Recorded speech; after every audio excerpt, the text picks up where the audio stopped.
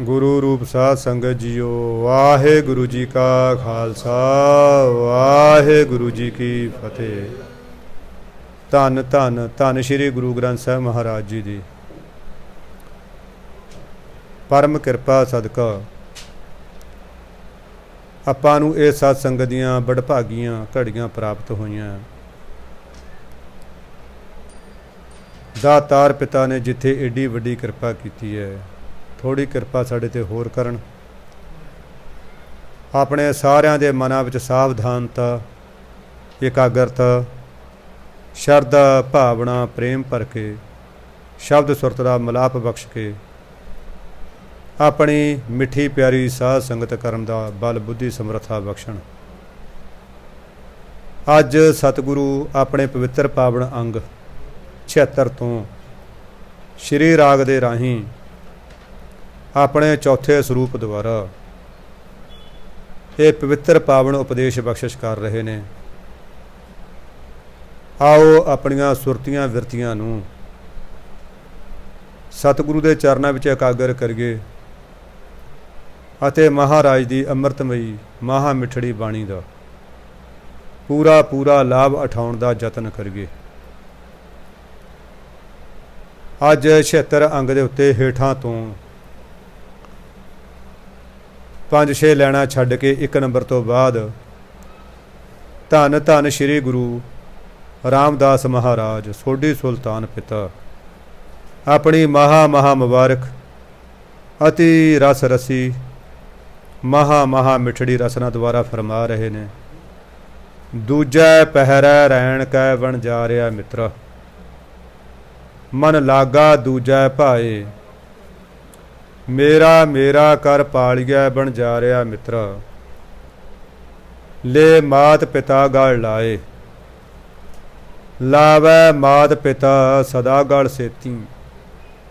मन जाना खट खवाए, जो देवै तिसै न जाना मूढ़ा। दिते नो लपटाए, कोई गुरमुख होवै सो करै विचार। हर ध्यावै मन लिव लाए, कहो नानक दूजै पहरै प्राणी। तिस काल न कबहूँ खाए। गरीब नवाज सतगुरु दस रहे ने। पहले पहरे च दस्या सी कि माँ दे पेट दे विच, माँ दे उदर दे विच बच्चा आया। हुण ये जिंदगी का दूसरा पहर शुरू होया, भाव जिंदगी की रात है जो जीवन रूपी रात है, वह दूजा पहर शुरू होया है। उहदे विच दसदे ने सतगुरु की है।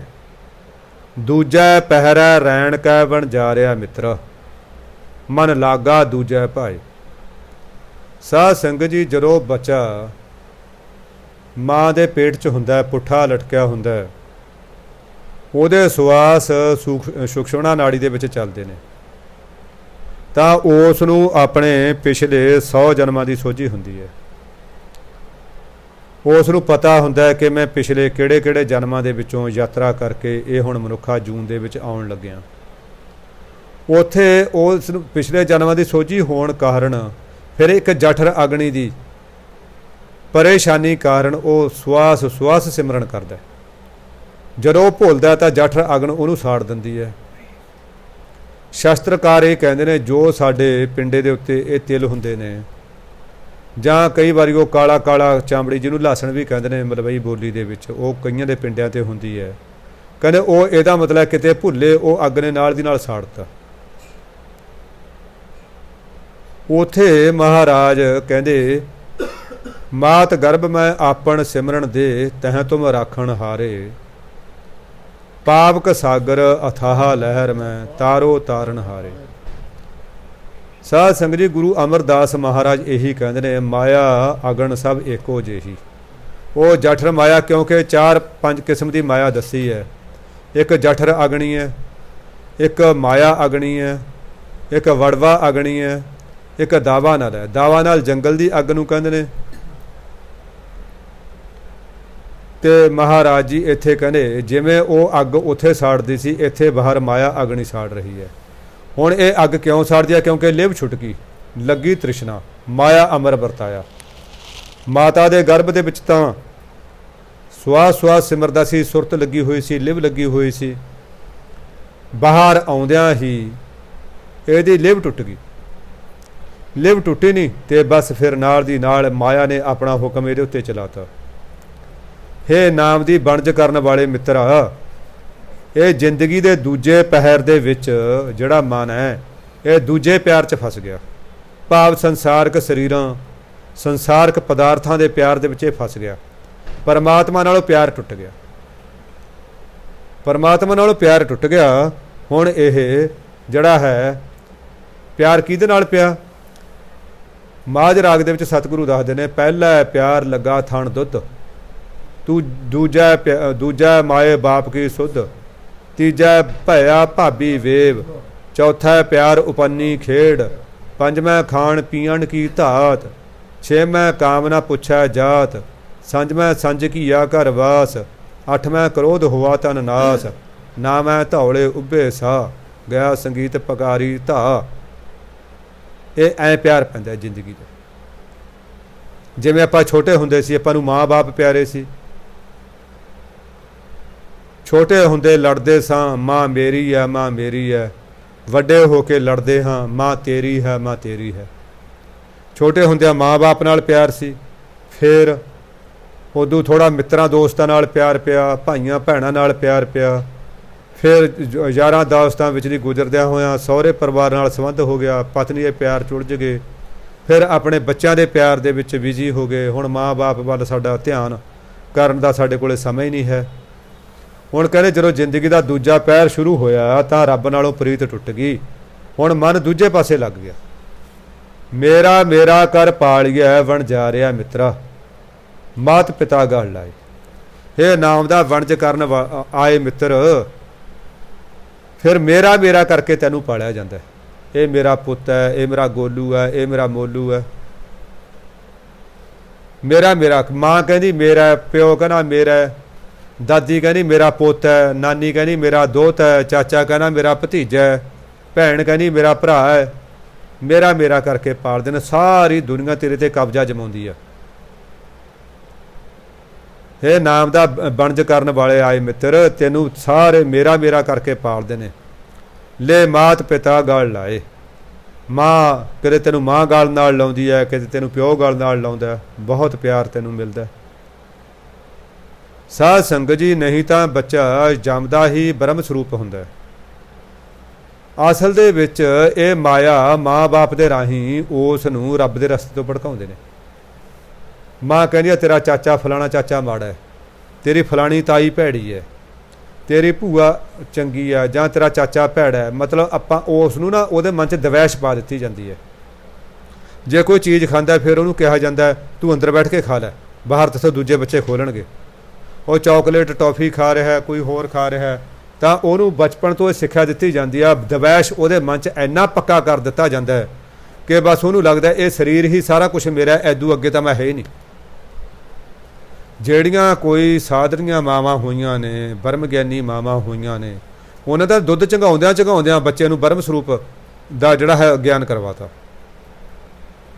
ਹੁਣ ਤਾਂ ਜਾਂਦਿਆਂ ਹੀ ਤੂੰ ਉਦੋਂ ਹੈ, ਤੂੰ ਸੂਦੋਂ ਹੈ, ਤੂੰ ਹੀ ਹੈ, ਸਾਰਾ ਕੁਛ ਤੂੰ ਹੀ ਬ੍ਰਹਮ ਸਰੂਪ ਹੈ। ਇੱਥੇ ਬੱਚੇ ਨੂੰ ਨਾ ਪੁੱਤ ਤੈਨੂੰ ਬਿੱਲੀ ਖਾ ਜੂ, ਤੈਨੂੰ ਉਹ ਮਾਊ ਆ ਗਿਆ, ਉਹ ਡਰ ਹੋਰ ਕਿੰਨੀਆਂ ਚੀਜ਼ਾਂ ਉਹਦੇ ਮਨ 'ਚ ਇਹ ਭਾਵਨਾਵਾਂ ਪੈਦਾ ਕਰਦੀਆਂ।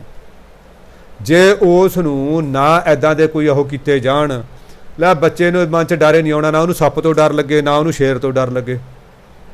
ਉਹ ਤਾਂ ਅੱਗ 'ਚ ਵੀ ਹੱਥ ਪਾ ਲੂਗਾ, ਉਹ ਤਾਂ ਆ ਕੋਈ ਭਰਿੰਡਾ ਹੈ, ਸ਼ਹਿਦ ਦੀ ਮੱਖੀ, ਉਹਨੂੰ ਵੀ ਹੱਥ 'ਚ ਫੜ ਦੂ, ਸੱਪ ਨੂੰ ਵੀ ਹੱਥ 'ਚ ਫੜ ਦੂਗਾ। ਨਾ ਉਹਨੂੰ ਕੋਈ ਚੰਗੇ ਮਾੜੇ ਦਾ ਗਿਆਨ ਹੋਵੇ। ਇਹ ਚੰਗੇ ਮਾੜੇ ਦਾ ਗਿਆਨ ਦੇ ਕੇ ਅਸੀਂ ਉਹਨੂੰ ਦਵੈਸ਼ 'ਚ ਪਾ ਦਿੰਦੇ ਹਾਂ। ਹੁਣ ਕਹਿੰਦੇ ਤੈਨੂੰ ਗਾਲ ਨਾਲ ਲਾਉਂਦੇ ਨੇ ਵਾਰੀ ਵਾਰੀ ਸਾਰੇ। ਲਾਵੈ ਮਾਤ ਪਿਤਾ ਸਦਾ ਗਲ ਸੇਤੀ, ਮਨ ਜਾਣੈ ਖੱਟ ਖਵਾਏ। ਇਹ ਮਾਂ ਵੀ ਇਹ ਪਿਓ ਵੀ ਤੈਨੂੰ ਗਲ ਨਾਲ ਲਾਉਂਦੇ ਨੇ, ਹਮੇਸ਼ਾ ਹਮੇਸ਼ਾ ਗਲ ਨਾਲ ਲਾਉਂਦੇ ਨੇ। ਕਿਉਂ? ਕਿਉਂਕਿ ਮਨ ਦੇ ਵਿੱਚ ਇਹ ਮੇਰਾ ਵੱਡਾ ਹੋਊਗਾ, ਇਹ ਵੱਡਾ ਹੋ ਕੇ ਪੜ੍ਹੂਗਾ, ਇਹ ਅਫਸਰ ਬਣੂਗਾ, ਇਹ ਖਵਾਊਗਾ, ਇਹ ਖੇਤੀ ਕਰੂ, ਇਹ ਦੁਕਾਨਦਾਰੀ ਕਰੂ, ਇਹ ਸੌਦਾਗਰ ਬਣੂਗਾ। ਆਸ ਹੁੰਦੀ ਆ। ਸਾਧ ਸੰਗਤ ਜੀ, ਇਸ ਨੂੰ ਨਾ ਪਿਆਰ ਨੂੰ ਜਦੋਂ ਆਪਾਂ ਫਿਲਟਰ ਕਰਦੇ ਹਾਂ ਤਾਂ 3-4 ਚੀਜ਼ਾਂ ਵਿੱਚੋਂ ਨਿਕਲਦੀਆਂ ਨੇ। ਪਿਆਰ ਦਾ ਜਿਹੜਾ ਘਟਿਆ ਸਰੂਪ ਹੈ ਉਹ ਹੈਗਾ ਮੋਹ। ਮੋਹ ਦੇ ਵਿੱਚ ਅਸੀਂ ਬੱਚੇ ਨੂੰ ਪਾਲਦੇ ਹਾਂ, ਉਹ ਪਿਆਰ ਕਰਕੇ ਨਹੀਂ ਪਾਲਦੇ। ਉਹ ਮਾਂ ਕਹਿੰਦੀ ਆ ਮੈਨੂੰ ਬਹੁਤ ਪਿਆਰ ਆਉਂਦਾ ਮੇਰੇ ਪੁੱਤ ਦਾ, ਪਿਆਰ ਨਹੀਂ ਆਉਂਦਾ ਹੁੰਦਾ, ਮੋਹ ਹੁੰਦਾ। ਮੋਹ ਹੁੰਦਾ ਜਦੋਂ ਉਹੀ ਪੁੱਤ ਗੁੱਤ ਫੜਦਾ ਹੈ, ਉਹੀ ਪੁੱਤ ਦਾੜੀ ਫੜਦਾ ਹੈ, ਫਿਰ ਉਦੋਂ ਪਿਆਰ ਕਿੱਧਰ ਜਾਂਦਾ? ਉਹ ਮੋਹ ਹੁੰਦਾ ਕਿ ਜੀ ਇਹ ਵੱਡਾ ਹੋਊਗਾ, ਜੀ ਇਹ ਮੈਨੂੰ ਅਸੀਂ ਬੁੜੇ ਹੋਵਾਂਗੇ, ਸਾਨੂੰ ਰੋਟੀ ਦੇਊਗਾ, ਸਾਨੂੰ ਪਾਲੂਗਾ, ਸਾਡੀ ਜ਼ਮੀਨ ਜਾਇਦਾਦ ਵਧਾਊਗਾ, ਸਾਡੀ ਇੱਜ਼ਤ ਵਧਾਊਗਾ। ਉਦੋਂ ਇਹ ਬਸ ਲੈਣ ਦੀ ਭਾਵਨਾ ਹੁੰਦੀ ਹੈ। ਪਿਆਰ ਦੇ ਵਿੱਚ ਤਾਂ ਸਾਧ ਸੰਗਤ ਜੀ ਲੈਣ ਦਾ ਕੋਈ ਮਤਲਬ ਹੀ ਨਹੀਂ ਹੁੰਦਾ। ਪਿਆਰ ਤਾਂ ਕੁਰਬਾਨੀ ਮੰਗਦਾ, ਪਿਆਰ ਦੇ ਵਿੱਚ ਤਾਂ ਦੇਣਾ ਹੀ ਦੇਣਾ ਹੁੰਦਾ। ਇਹ ਮੋਹ ਦੇ ਹਾਂ ਜਿਹੜਾ ਹੈ ਪਿਆਰ ਦੇ ਵਿੱਚ ਫਿਰ ਵੀ ਗਿਵ ਐਂਡ ਟੇਕ ਦਾ ਫਾਰਮੂਲਾ ਹੁੰਦਾ ਥੋੜ੍ਹਾ ਬਹੁਤਾ, ਪਰ ਜਿਹੜਾ ਪ੍ਰੇਮ ਹੈ ਨਾ, ਪ੍ਰੇਮ ਦੇ ਵਿੱਚ ਤਾਂ ਕੁਛ ਵੀ ਨਹੀਂ। ਪ੍ਰੇਮ ਤਾਂ ਸਿਰਫ ਦੇਣਾ ਹੀ ਦੇਣਾ ਹੁੰਦਾ। ਪਿਆਰ 'ਚ ਜੇ ਫਿਰ ਜਿਹਨੂੰ ਆਪਾਂ ਕਹਿੰਦੇ ਨਾ ਉਹ ਆਪਣਾ ਵੀ ਹਾਂ ਇਹ 'ਚੋਂ ਕੁਛ ਲੈਣਾ ਕੁਛ ਦੇਣਾ। ਅਸਲ ਆਪਾਂ ਇਹ ਮੋਹ ਕਰਦੇ ਹਾਂ ਕਿਉਂਕਿ ਜਿਹੜੀਆਂ ਸਥੂਲ ਚੀਜ਼ਾਂ ਨੇ, ਸਰੀਰ ਨੇ, ਚੀਜ਼ਾਂ ਨੇ, ਇਹਨਾਂ ਨਾਲ ਮੋਹ ਕੀਤਾ ਜਾਂਦਾ। ਆਪਾਂ ਨੂੰ ਕਾਰ ਨਾਲ ਮੋਹ ਹੈ ਕਿ ਜੀ ਮੈਨੂੰ ਇਹ ਲੈ ਕੇ ਜਾਂਦੀ ਆ ਦੂਰ ਦਰਾਡੇ, ਹੈ ਨਾ। ਆਪਾਂ ਮੋਹ ਕਾਰ ਨੂੰ ਉਹਦੀ ਸਰਵਿਸ ਕਰਾਉਂਦੇ ਹਾਂ, ਧਿਆਨ ਰੱਖਦੇ ਹਾਂ, ਉਹਦਾ ਪੂਰੀ ਮੇਨਟੇਨੈਂਸ ਕਰਦੇ ਹਾਂ ਕਿ ਰਾਹ 'ਚ ਧੋਖਾ ਨਾ ਦੇ ਦੇ। ਪਿਆਰ ਤਾਂ ਸਿਰਫ ਜਾਂ ਮਤਲਬ ਪ੍ਰੇਮ ਤਾਂ ਉਹਨਾਂ ਚੀਜ਼ਾਂ ਨਾਲ ਹੁੰਦਾ, ਪਰਮਾਤਮਾ ਨਾਲ ਹੁੰਦਾ। ਮਹਾਰਾਜ ਜੀ ਕਹਿੰਦੇ ਇਹ ਉਹ ਜਾਣਦੇ ਨੇ ਕਿ ਮਨ ਦੇ ਵਿੱਚ ਕਿ ਸਾਨੂੰ ਇਹ ਖੱਟ ਕੇ ਖਵਾਊਗਾ, ਇਸ ਕਰਕੇ ਉਹ ਗਲ ਨਾਲ ਲਾਉਂਦੇ ਨੇ ਹਮੇਸ਼ਾ ਹਮੇਸ਼ਾ। ਜੋ ਦੇਵੈ ਤਿਸੈ ਨਾ ਜਾਣੈ ਮੂੜਾ, ਦਿੱਤੇ ਨੋ ਲਪਟਾਏ। ਪਰ ਇਹ ਬੰਦਾ ਜਿਹੜਾ ਇਹਨੂੰ ਪਰਮਾਤਮਾ ਦਿੰਦਾ ਉਸ ਨੂੰ ਤਾਂ ਜਾਣਦੇ ਨਹੀਂ ਹੈਗਾ। ਜਿਹੜੀ ਚੀਜ਼ ਉਹਨੇ ਦਿੱਤੀ ਹੈ, ਜਿਹੜੀ ਦਾਤ ਉਹਨੇ ਸਾਨੂੰ ਦਿੱਤੀ ਹੈ, ਉਹਦੇ ਨਾਲ ਲਪਟਿਆ ਹੋਇਆ। ਆਮ ਗੁਰਬਾਣੀ ਦੀ ਪੰਗਤੀ ਹੈ, ਉਹ ਕੀ ਕਹਿੰਦੇ ਨੇ? ਦਾਤ ਪਿਆਰੀ ਵਿਸਰਿਆ ਦਾਤਾਰ। ਦਾਤਾਰ ਵਿਸਰ ਗਿਆ, ਉਹਦੀ ਦਾਤ ਇਹ ਚੰਗੀ ਲੱਗਦੀ ਹੈ। ਪਰਮਾਤਮਾ ਨੇ ਸਾਨੂੰ ਕਿੰਨਾ ਕੁਛ ਦਿੱਤਾ, ਅਸੀਂ ਉਸੇ 'ਚ ਹੀ ਉਲਝ ਕੇ ਰਹਿ ਗਏ। ਇਹ ਮੇਰੀ ਕਾਰ ਹੈ, ਇਹਨੂੰ ਝਰੀਟ ਲੱਗ ਗਈ, ਪਰ ਜਿਹਨੇ ਕਾਰ ਦਿੱਤੀ ਹੈ ਉਹ ਸਾਡੇ ਚਿੱਤ ਚੇਤੇ ਵੀ ਨਹੀਂ ਹੈਗਾ। ਜਿਹਨੇ ਹੁਣ ਇਹ ਪੁੱਤ ਦਿੱਤਾ ਹੈ ਉਹਦਾ ਚਿੱਤ ਚੇਤੇ ਵੀ ਨਹੀਂ ਹੈ।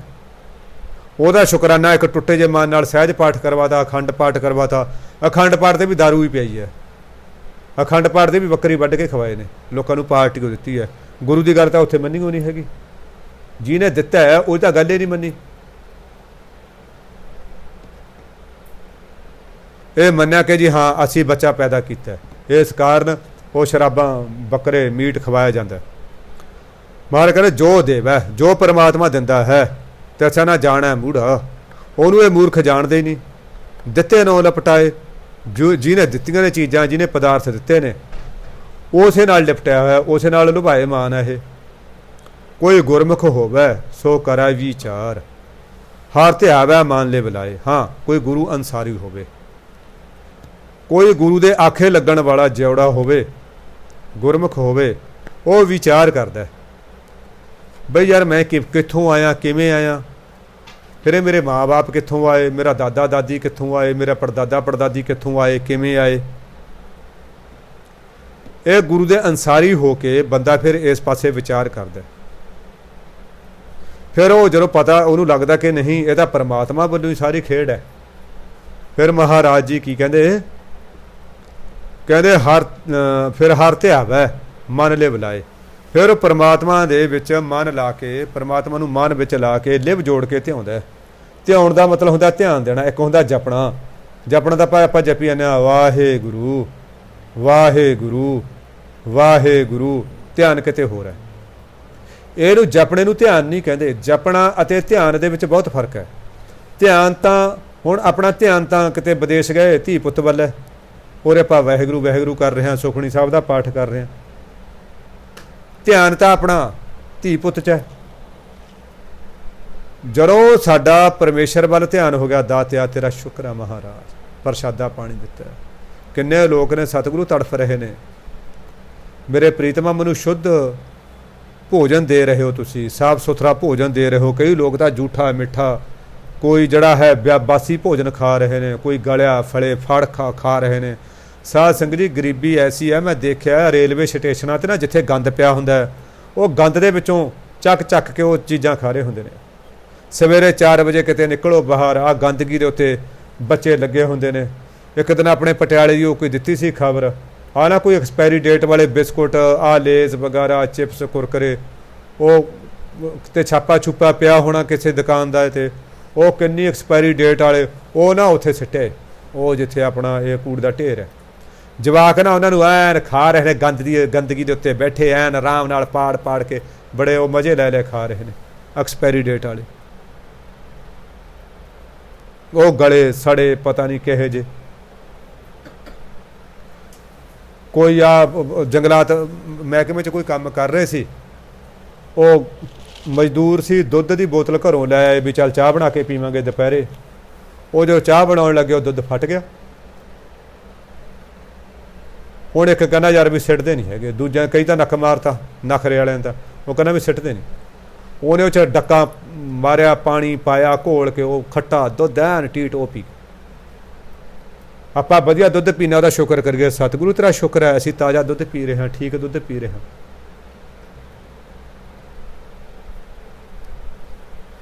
ਕਹਿਣ ਦਾ ਭਾਵ ਅਸੀਂ ਦਾਤਾਂ ਨਾਲ ਚਿੰਬੜ ਜਾਂਦੇ ਹਾਂ, ਪਰਮਾਤਮਾ ਨਾਲ ਨਹੀਂ। ਹਾਂ, ਜੇ ਕੋਈ ਗੁਰਮੁਖ ਹੋਵੇ, ਗੁਰੂ ਦੇ ਅਨਸਾਰੀ ਹੋਵੇ, ਗੁਰੂ ਦੇ ਕਹਿਣੇ ਵਾਲਾ ਹੋਵੇ, ਉਹ ਵਿਚਾਰ ਕਰਦਾ, ਫਿਰ ਮਨ ਦੇ ਵਿੱਚ ਹਰੀ ਨੂੰ ਧਿਆਉਂਦਾ, ਲਿਵ ਲਾ ਕੇ ਧਿਆਉਂਦਾ। ਫਿਰ ਲਿਵ ਧਿਆਨ ਨੂੰ ਹੀ ਕਹਿੰਦੇ ਨੇ।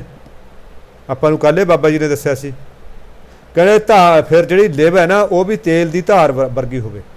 ਹੁਣ ਆਪਾਂ ਦੇਖੋ ਪਾਣੀ ਦੀ ਧਾਰ ਹੈ ਨਾ, ਉਹ ਵਿੱਚ ਟੁੱਟਦੀ ਹੈ, ਤੜਕ ਤੜਕ ਦੀ ਆਵਾਜ਼ ਆਉਂਦੀ ਹੈ ਜਦੋਂ ਆਪਣੇ ਚੱਲਦਾ ਕੋਈ ਆਪਾਂ ਪਾਉਂਦੇ ਹਾਂ। ਪਰ ਜਦੋਂ ਆਪਾਂ ਤੇਲ ਪਾਉਂਦੇ ਹਾਂ ਨਾ, ਤੇਲ ਦੀ ਧਾਰ ਦੇ ਵਿਚਾਲੇ ਕਿਤੇ ਸਪੇਸ ਨਹੀਂ ਹੁੰਦੀ, ਤੇਲ ਦੀ ਧਾਰ ਦੀ ਆਵਾਜ਼ ਨਹੀਂ ਆਉਂਦੀ। ਤੈਨੂੰ ਤੇਲ ਦੀ ਸ਼ੁੱਧਤਾ ਨੂੰ ਦੇਖਣ ਵਾਸਤੇ ਪਹਿਲਾਂ ਕਹਿੰਦੇ ਸੀ ਤੇਲ ਦੇਖੋ, ਤੇਲ ਦੀ ਧਾਰ ਦੇਖੋ। ਜੇ ਜਿੰਨੀ ਉਹਦੀ ਧਾਰ, ਉਹਦੀ ਥਿਕਨੈਸ ਹੋਏਗੀ, ਉਨੀ ਉਹਦੀ ਧਾਰ ਬਿਲਕੁਲ ਅਟੁੱਟ ਹੋਏਗੀ। ਮਹਾਂਪੁਰਖ ਕਹਿੰਦੇ ਜਿਹੜੀ ਲਿਵ ਹੈ ਉਹ ਹੋਵੇ ਤੇਲ ਦੀ ਧਾਰ ਵਰਗੀ, ਵਿੱਚ ਬ੍ਰੇਕ ਨਾ ਹੋਵੇ, ਵਿੱਚ ਮਾਂ ਨਾ ਯਾਦ ਆਵੇ, ਪਿਓ ਨਾ ਯਾਦ ਆਵੇ, ਧੀ ਪੁੱਤ ਨਾ ਯਾਦ ਆਉਣ, ਘਰ ਵਾਲੀ ਘਰ ਵਾਲਾ ਨਾ ਯਾਦ ਆਵੇ, ਕੋਈ ਹੋਰ ਚੀਜ਼ਾਂ ਨਾ ਯਾਦ ਆਉਣ। ਫਿਰ ਤਾਂ ਬੰਦਾ ਦੇਹ ਅਧਿਆਸ ਤੋਂ ਉੱਪਰ ਹੋ ਕੇ, ਮੈਂ ਕੌਣ ਆ, ਆਪਣੇ ਲਿੰਗ, ਨਸਲ, ਧਰਮ, ਜਾਤ ਤੋਂ ਉੱਪਰ ਉੱਠ ਕੇ, ਫਿਰ ਤਾਂ ਇੱਕ ਹੁੰਦਾ ਧਿਆਤਾ, ਇੱਕ ਹੁੰਦਾ ਧੇ, ਇੱਕ ਹੁੰਦਾ ਧਿਆਨ। ਧੇ ਉਹ ਹੈ ਜਿਹਦਾ ਅਸੀਂ ਧਿਆਨ ਧਰਦੇ ਹਾਂ। ਫਰਜ਼ ਕਰ ਲਓ ਤੁਹਾਡੀ ਆਸਥਾ ਗੁਰੂ ਨਾਨਕ ਦੇਵ ਮਹਾਰਾਜ 'ਚ ਹੈ। ਹੁਣ ਗੁਰੂ ਨਾਨਕ ਦੇਵ ਮਹਾਰਾਜ ਹੈਗੇ ਨੇ ਧੇ, ਤੁਸੀਂ ਗੱਲਾਂ ਕਰਦਿਆਂ ਉਹਦੇ ਨਾਲ ਇੱਕ ਹੋ ਗਏ, ਧਿਆਨ ਜੁੜ ਗਿਆ। ਜਦੋਂ ਸਾਧ ਸੰਗਤ ਜੀ ਇਹ ਧਿਆਤਾ ਹੁੰਦਾ ਧਿਆਉਣ ਵਾਲਾ, ਧਿਆਤਾ ਹੈਗਾ ਧਿਆਉਣ ਵਾਲਾ। ਜਦੋਂ ਧਿਆਤਾ ਅਤੇ ਧੇ ਤੇ ਧਿਆਨ ਇੱਕ ਹੋ ਜਾਣ ਉਦੋਂ ਗੱਲ ਬਣਦੀ ਹੈ।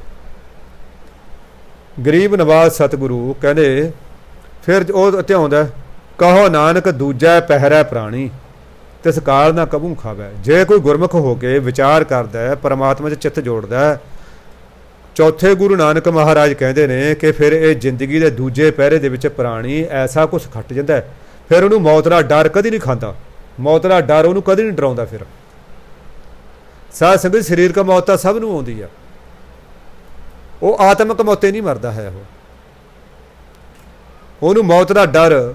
ਸਾਧ ਸੰਗਤ ਜੀ ਮੈਂ ਦੇਖਿਆ ਜਦੋਂ ਇਤਿਹਾਸ ਪੜ੍ਹਦੇ ਹਾਂ, ਗੁਰਮੁਖ ਪਿਆਰੇ ਹੱਸ ਹੱਸ ਕੇ ਫਾਸੀਆਂ ਤੇ ਝੂਲ ਗਏ, ਗੁਰਮੁਖ ਪਿਆਰੇ ਹੱਸ ਹੱਸ ਕੇ ਦੇਗਾਂ ਦੇ ਵਿੱਚ ਉਬਲ ਗਏ, ਚਰਖੜੀਆਂ ਤੇ ਚੜ੍ਹ ਕੇ ਤੂੰਬਾ ਹੋ ਗਏ, ਪਰ ਸੀ ਨਹੀਂ ਕਹੀ, ਕਿਉਂਕਿ ਉਹ ਸਰੀਰਕ ਤੌਰ 'ਤੇ ਉਹਨਾਂ ਨੂੰ ਪਤਾ ਸੀ ਮਰਨਾ ਹੀ ਮਰਨਾ, ਪਰ ਉਹ ਆਤਮਿਕ ਤੌਰ 'ਤੇ ਇੰਨੇ ਉੱਚੇ ਹੋ ਗਏ ਕਿ ਮੌਤ ਦਾ ਡਰ ਉਹਨਾਂ ਨੂੰ ਸੰਤਾ ਹੀ ਨਹੀਂ ਰਿਹਾ।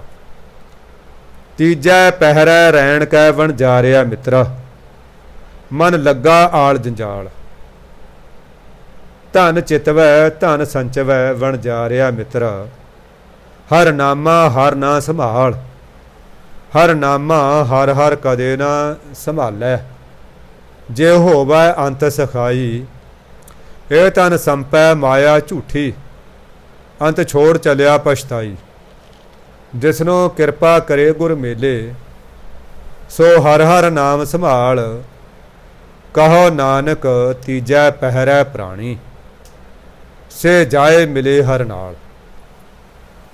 ਹੁਣ ਤੀਜਾ ਪਹਿਰ ਆ ਗਿਆ, ਭਾਵ ਹੁਣ ਜਿਹੜਾ ਹੈ ਬਚਪਨ ਚੋਂ ਨਿਕਲ ਗਿਆ। ਸਾਧ ਸੰਗਤ ਜੀ ਧਰਮ ਦੇ ਵਿੱਚ ਵੈਸੇ ਨਾ ਮਨੁੱਖ ਦੀਆਂ ਤਿੰਨ ਅਵਸਥਾਵਾਂ ਨੇ, ਬਾਲ ਜਵਾਨੀ ਅਰ ਬਿਰਧ ਫੁਨ, ਤੀਨ ਅਵਸਥਾ ਜਾਨ, ਤਿੰਨ ਅਵਸਥਾ ਨੇ। पर जे कोई गुरमुख है, कोई रब नाल जुड़िया हुई रूह है, फिर वो बचपन भी वह सफल हो जाता है। जिमें भगत धरू जी का, भगत प्रहलाद जी का, साढ़े 4 साहिबजादियां का बचपन सफल हो गया। प्रेमा भगती दे विच ये उम्र की अवस्था कोई अड़िका नहीं बनती है। आम करके कहती है सैको जिहड़ियां मनुख दियां 3 अवस्थावां ने, बचपन है, जवानी है, ये बुढ़ापा है, ये तिन्नां दियां 3 कमजोरियां हैगियां ने, आपो अपनियां कमजोरियां ने। जिवें सतगुरु ने दस्सिया है, बालक बुद्ध अचेत, बालक की बुद्धि अचेत होंदी है, उन्होंने गल्लां बातां ला के, टॉफी ला के उहदी माँ की गोद चों लाहिया जा सकता है। ਉਹਦੇ ਕੋਲੇ कोई कीमती चीज़ है, ਉਹਦੇ गल च कोई हार गहना पाया होया है, ਉਹਨੂੰ ਗੱਲਾਂ ਬਾਤਾਂ 'ਚ ਲਾ ਕੇ ਉਸ ਨੂੰ ਕੋਈ ਟੌਫੀ ਚੌਕਲੇਟ ਦੇ ਕੇ ਉਹਦਾ ਉਹ ਗਹਿਣਾ ਠੱਗਿਆ ਜਾ ਸਕਦਾ। ਅਚੇਤ ਹੈ ਉਹ। ਜਿਹੜੀ ਜਵਾਨੀ ਹੈ ਇਹਦੇ ਵਿੱਚ ਲਹਿਰਾਂ ਹੁੰਦੀਆਂ ਨੇ, ਬਾਸ਼ਨਾ ਦੀਆਂ ਲਹਿਰਾਂ, ਹਉਮੈ ਦੀਆਂ ਲਹਿਰਾਂ। ਮੇਰੇ ਵਰਗਾ ਸੋਹਣਾ ਕੋਈ ਨਹੀਂ, ਮੇਰੇ ਵਰਗਾ ਸਿਆਣਾ ਕੋਈ ਨਹੀਂ। ਇੱਥੋਂ ਤੱਕ ਕਹਿੰਦੇ ਸੁਣਿਆ ਬੱਚਿਆਂ ਨੂੰ, ਉਹ ਬਾਪੂ ਤੈਨੂੰ ਕੀ ਪਤਾ, ਉਹ ਡੈਡੀ ਤੁਸੀਂ ਤਾਂ ਆਊਟਡੇਟਡ ਹੋ ਗਏ, मैं टीचर लग्या, मैं प्रोफैसर लग्या, मैं SDO लग्या, मैं डॉक्टर लग्या। ਉਹ ਡੈਡੀ ਤੁਹਾਡੇ ਵਾਲਾ ਜ਼ਮਾਨਾ ਹੋਰ ਸੀ, ਤੁਹਾਨੂੰ ਕੀ ਪਤਾ। ਬਾਪ ਦੇ ਮੋਢਿਆਂ ਤੇ ਖੜ ਕੇ ਬੱਚਾ ਬਾਪ ਨੂੰ ਕਹਿੰਦਾ ਬਾਪੂ ਮੈਂ ਤੇਥੋਂ ਵੱਡਾ ਹੋ ਗਿਆ। ਜੇ ਬਾਪ ਉਹਦੇ ਹੇਠੋਂ ਮੋਢਾ ਕੱਢ ਲੇ ਨਾ, ਸ਼ਾਇਦ ਉਹ ਬਾਪ ਦੇ ਬਰਾਬਰ ਦਾ ਵੀ ਨਹੀਂ ਹੋਏਗਾ। ਇਹ ਜਵਾਨੀ ਦੀ ਗੱਲ ਹੈ। ਜਵਾਨੀ ਦੇ ਵਿੱਚ ਹਉਮੈ ਹੁੰਦੀ ਹੈ ਕਿ ਮੇਰੇ ਵਰਗਾ ਨਾ ਸਿਆਣਾ, ਨਾ ਮੇਰੇ ਵਰਗਾ ਸੋਹਣਾ, ਨਾ ਮੇਰੇ ਵਰਗਾ ਕੋਈ ਉਹ ਹੈ। ਮੋਢਿਆਂ ਉਹਦੇ ਥੁੱਕਦਾ ਫਿਰਦਾ। ਫਿਰ ਹੁਣ ਇਹ ਤੀਜਾ ਪਹਿਰ ਹੈ। ਫਿਰ ਇਹ ਜਿਹੜਾ ਅੱਗੇ ਆਉਂਦਾ ਚੌਥਾ ਤੀਜਾ ਆਉਂਦਾ ਬੁਢਾਪਾ। ਬੁਢਾਪੇ ਦੇ ਵਿੱਚ ਹਉਮੈ ਪ੍ਰਧਾਨ ਹੁੰਦੀ ਹੈ। ਉਹ ਤੁਹਾਨੂੰ ਕੀ ਪਤਾ, ਉਹ ਜਵਾਨਾ ਤਾਂ ਸਾਡੇ ਵੇਲੇ ਹੁੰਦਾ ਸੀ। ਜੋ ਕੋਈ ਗੱਲ, ਉਹ ਕਿਹੜੀਆਂ ਗੱਲਾਂ, ਉਹ ਤਾਂ ਪਾਕਿਸਤਾਨ 'ਚ ਰਹਿ ਗਈਆਂ, ਇੱਥੇ ਕਿੱਥੇ। ਉਹ ਯਾਰ ਅਸੀਂ ਬੁਢਾਪੇ ਜਵਾਨੀ 'ਚ ਇਹ ਕੁਛ ਕੀਤਾ, ਅਸੀਂ ਐਂ ਕੀਤਾ, ਅਸੀਂ 2 ਬੰਦਿਆਂ ਨੂੰ ਢਾਹ ਲੈਂਦੇ ਸੀ। ਉਹ 'ਚ ਹਉਮੈ। ਮੈਂ ਦੇਖਿਆ ਬਜ਼ੁਰਗ ਬੰਦੇ ਨੂੰ ਕੋਈ ਵਿਸ਼ ਨਾ ਕਰਕੇ ਲੰਘੋ, ਕੋਈ ਸਤਿ ਸ਼੍ਰੀ ਅਕਾਲ ਨਾ ਬੁਲਾ ਕੇ ਲੰਘੋ, ਬਜ਼ੁਰਗ ਨਾ ਰੁੱਸ ਜਾਂਦਾ। ਇਹਨੇ ਮੈਨੂੰ ਬੁਲਾ ਕੇ ਨਹੀਂ ਲੰਘਿਆ ਕਿਉਂਕਿ ਅੰਦਰ ਹਉਮੈ ਹੈ। ਉਹਨੂੰ ਫੂਕ ਛਕਾਈ ਜਾਓ, ਲਓ ਜੀ ਤੁਹਾਡੇ ਵੇਲੇ ਦਾ ਸਕੂਲ ਬੜੇ ਵਧੀਆ ਹੁੰਦੇ ਸੀ, ਤੁਹਾਡੇ ਵੇਲੇ ਦਾ 4 ਪੜ੍ਹਿਆ ਪਟਵਾਰੀ ਲੱਗ ਜਾਂਦਾ ਸੀ ਜੀ, ਹੁਣ ਡਬਲ ਐਵੇਂ ਪੜ੍ਹਿਆ ਚਪੜਾਸੀ ਲੱਗਦਾ ਜੀ। ਉਹ ਜੀ ਤੁਹਾਡੇ ਵੇਲੇ ਤਾਂ, ਉਹ ਜੀ ਤੁਸੀਂ ਤਾਂ ਬੜੇ ਤਕੜੇ ਹੋ। ਉਹ ਬੁੜੇ ਤੋਂ ਕੁਛ ਮਰਜ਼ੀ ਲਈ ਜਾਓ, ਫਿਰ ਉਹਦੀ ਹਉਮੈ ਨੂੰ ਪੱਠੇ ਪਾਈ ਜਾਓ, ਉਹਦੀ ਪੈਨਸ਼ਨ ਵਗੈਰਾ, ਉਹਦਾ GPF ਵਗੈਰਾ ਸਾਰਾ ਕਢਾ ਲਓ। ਬਜ਼ੁਰਗ ਮਾਤਾ ਘਰ ਲੈ, ਮਾਤਾ ਤੁਸੀਂ ਤਾਂ ਰੋਟੀ ਕੋ ਬੜੀਆ ਪਕਾਉਣੀ ਆਉਂਦੀ ਹੈ, ਮੈਂ ਤਾਂ PGਆਂ 'ਚ ਰਹੀ ਹਾਂ, ਮੈਨੂੰ ਤਾਂ ਬਣਾਉਣੀ ਨਹੀਂ ਆਉਂਦਾ, ਕੁਛ ਫਲਾਣਾ ਧਮਕਾ। ਲੈ ਬੁੜੀ ਨੂੰ ਸਾਰੀ ਚਾਹੇ ਸਾਰਾ ਦਿਨ ਰਸੋਈ 'ਚ ਬਾੜੀ ਰੱਖੋ, ਉਹਦੀ ਹਉਮੈ ਨੂੰ ਪੱਠੇ ਪਾ ਦਿਓ ਬਸ। ਜੇ ਉਹਦੇ ਨਹੀਂ ਬੁਲਾਇਆ, ਪੈਰੀ ਹੱਥ ਨਹੀਂ ਲਾਇਆ, ਫਿਰ ਉਹੀ ਨੂੰਹ ਨੂੰ ਗਾਲਾਂ ਕੱਢਦੇ ਆ, ਗਏ ਘਰ ਦੀ ਕਿੱਥੋਂ ਆ ਗਈ, ਇਹਨੂੰ ਬੋਲਣਾ ਨਹੀਂ ਆਉਂਦਾ, ਇਹਨੂੰ ਅਕਲ ਨਹੀਂ ਸਿਖਾਈ ਇਹਦੀ ਮਾਂ ਨੇ। ਇਹ 3 ਉਮਰਾਂ ਨੇ, 3 ਅਵਸਥਾਵਾਂ ਨੇ, ਤਿੰਨਾਂ ਦੀ ਆਪੋ ਆਪਣੀ ਕਮਜ਼ੋਰੀ ਹੈ। ਸਤਿਗੁਰੂ ਨੇ ਕਿਹਾ ਜੇ ਬਚਪਨ ਦੇ ਵਿੱਚ ਲਿਵ ਲੱਗ ਗਈ, ਬਚਪਨ ਦੇ ਵਿੱਚ ਧਿਆਨ ਜੁੜ ਗਿਆ, ਤਾਂ ਉਹ ਧਰੂ ਜੀ, ਪ੍ਰਹਲਾਦ ਜੀ, ਦੇਖੋ ਉਹਨਾਂ ਦੀ ਉਦਾਹਰਣ ਦਿੱਤੀ ਆ। ਬਾਬਾ ਕਬੀਰ ਜੀ ਨੇ ਗੌੜੀ ਰਾਗ ਦੇ ਵਿੱਚ ਲਿਖਿਆ, ਆਰਾਮ ਜਪੋ ਜੀ ਐਸੇ ਐਸੇ, ਧਰੂ ਪ੍ਰਹਲਾਦ ਜਪਿਓ ਹਰ ਜੈਸੇ। ਕਬੀਰ ਦੀ ਬਾਣੀ ਗੌੜੀ ਰਾਗ ਦੇ ਵਿੱਚ ਉਹਨਾਂ ਦੀ ਉਦਾਹਰਣ ਦਿੱਤੀ ਹੈ। ਦੇਖੋ ਸਾਹਿਬਜ਼ਾਦੇ ਨੇ ਸ਼ਹਾਦਤ ਦਿੱਤੀ ਹੈ ਬਚਪਨ ਦੇ ਵਿੱਚ। ਸਾਧ ਸੰਗਤ ਜੀ ਕਰੋੜਾਂ ਦਾ ਇਕੱਠ ਹੋ ਜਾਂਦਾ ਇਹਨਾਂ ਦੀ ਸ਼ਹਾਦਤ ਦੇ ਉੱਤੇ। 100 ਮੀਲ ਤੱਕ ਲੰਗਰ ਲੱਗਦੇ ਨੇ ਉਹਨਾਂ ਦੀ ਯਾਦ ਦੇ ਵਿੱਚ। ਇਹਨਾਂ ਸ਼ਾਇਦ ਵੱਡੇ ਸ਼ਹੀਦਾਂ ਨੂੰ ਆਪਾਂ ਨੂੰ ਕਈਆਂ ਦਾ ਨਾਮ ਨਹੀਂ ਯਾਦ ਹੁੰਦੇ, ਕਿਉਂਕਿ ਬਚਪਨ ਸਫਲ ਕਰ ਲਿਆ ਉਹਨਾਂ ਨੇ ਭਗਤੀ ਕਰਕੇ, ਸ਼ਹਾਦਤਾਂ ਦੇ ਕੇ। ਕਿਉਂਕਿ ਸ਼ਹਾਦਤ ਵੀ ਪ੍ਰੇਮਾ ਭਗਤੀ ਤੋਂ ਬਗੈਰ ਨਹੀਂ ਦਿੱਤੀ ਜਾਂਦੀ। ਪ੍ਰੇਮਾ ਭਗਤੀ ਤੋਂ ਬਗੈਰ ਨਹੀਂ ਸ਼ਹਾਦਤ ਦਿੱਤੀ ਜਾਂਦੀ। ਸਾਧ ਸੰਗਤ ਜੀ ਟੀਕਾ ਲਵਾਉਣ ਵੇਲੇ ਡਰ ਲੱਗਦਾ ਹੈ। ਬੜੇ ਬੜੇ ਤਾਕੜੇ ਨੌਜਵਾਨ ਗੱਭਰੂ ਰੋਂਦੇ ਦੇਖੇ ਨੇ ਟੀਕਾ ਲਵਾਉਣ ਵੇਲੇ, ਹਾਲਾਂਕਿ ਪਤਾ ਹੁੰਦਾ ਮੇਰੇ ਨਾਲ ਮਰ ਨਹੀਂ ਚੱਲਿਆ। ਫਿਰ ਜਵਾਨੀ ਹੈ, ਫਿਰ ਬਾਬਾ ਅਜੀਤ ਸਿੰਘ, ਬਾਬਾ ਜੁਝਾਰ ਸਿੰਘ ਵਰਗੇ ਐ ਚੜ੍ਹਦੀ ਉਮਰ ਦੇ ਵਿੱਚ, ਭਾਈ ਤਾਰੂ ਸਿੰਘ ਵਰਗੇ, ਬਾਬਾ ਬਚਿੱਤਰ ਸਿੰਘ ਵਰਗੇ ਚੜ੍ਹਦੀ ਉਮਰ ਜਵਾਨੀ ਸਫਲ ਕਰ ਲਈ, ਭਗਤੀ ਕੀਤੀ। ਭਾਈ ਧੰਨਾ ਸਿੰਘ ਵਰਗਿਆਂ ਨੇ, ਭਾਈ ਕਨਈਆ ਜੀ ਵਰਗਿਆਂ ਨੇ, ਭਾਈ ਨੰਦ ਲਾਲ ਸਿੰਘ ਵਰਗਿਆਂ ਨੇ ਜਵਾਨੀ ਸਫਲ ਕਰ ਲਈ। ਬਾਬਾ ਦੀਪ ਸਿੰਘ ਨੇ ਸਾਰੀ ਜਵਾਨੀ ਸਫਲ ਕੀਤੀ। ਸਾਧ ਸੰਗਤ ਜੀ 4 ਉਤਾਰੇ ਉਹਨਾਂ ਨੇ ਗੁਰੂ ਗ੍ਰੰਥ ਸਾਹਿਬ ਦੇ ਕੀਤੇ 4 ਭਾਸ਼ਾਵਾਂ ਦੇ ਵਿੱਚ। ਔਰ ਬਾਬਾ ਜੀ ਦੀ ਲਿਖਾਈ ਉਹ ਮੈਂ ਕਹਿੰਦਾ ਅੱਜ ਦਾ ਫੈਨ ਆਰਟ ਵਾਲਾ ਪ੍ਰੋਫੈਸਰ ਨਹੀਂ ਲਿਖ ਸਕਦਾ ਉਹਨਾਂ ਸੁੰਦਰ ਜਿੰਨਾ ਉਹਨਾਂ ਦਾ ਸੁੰਦਰ ਲਿਖਿਆ ਹੋਇਆ।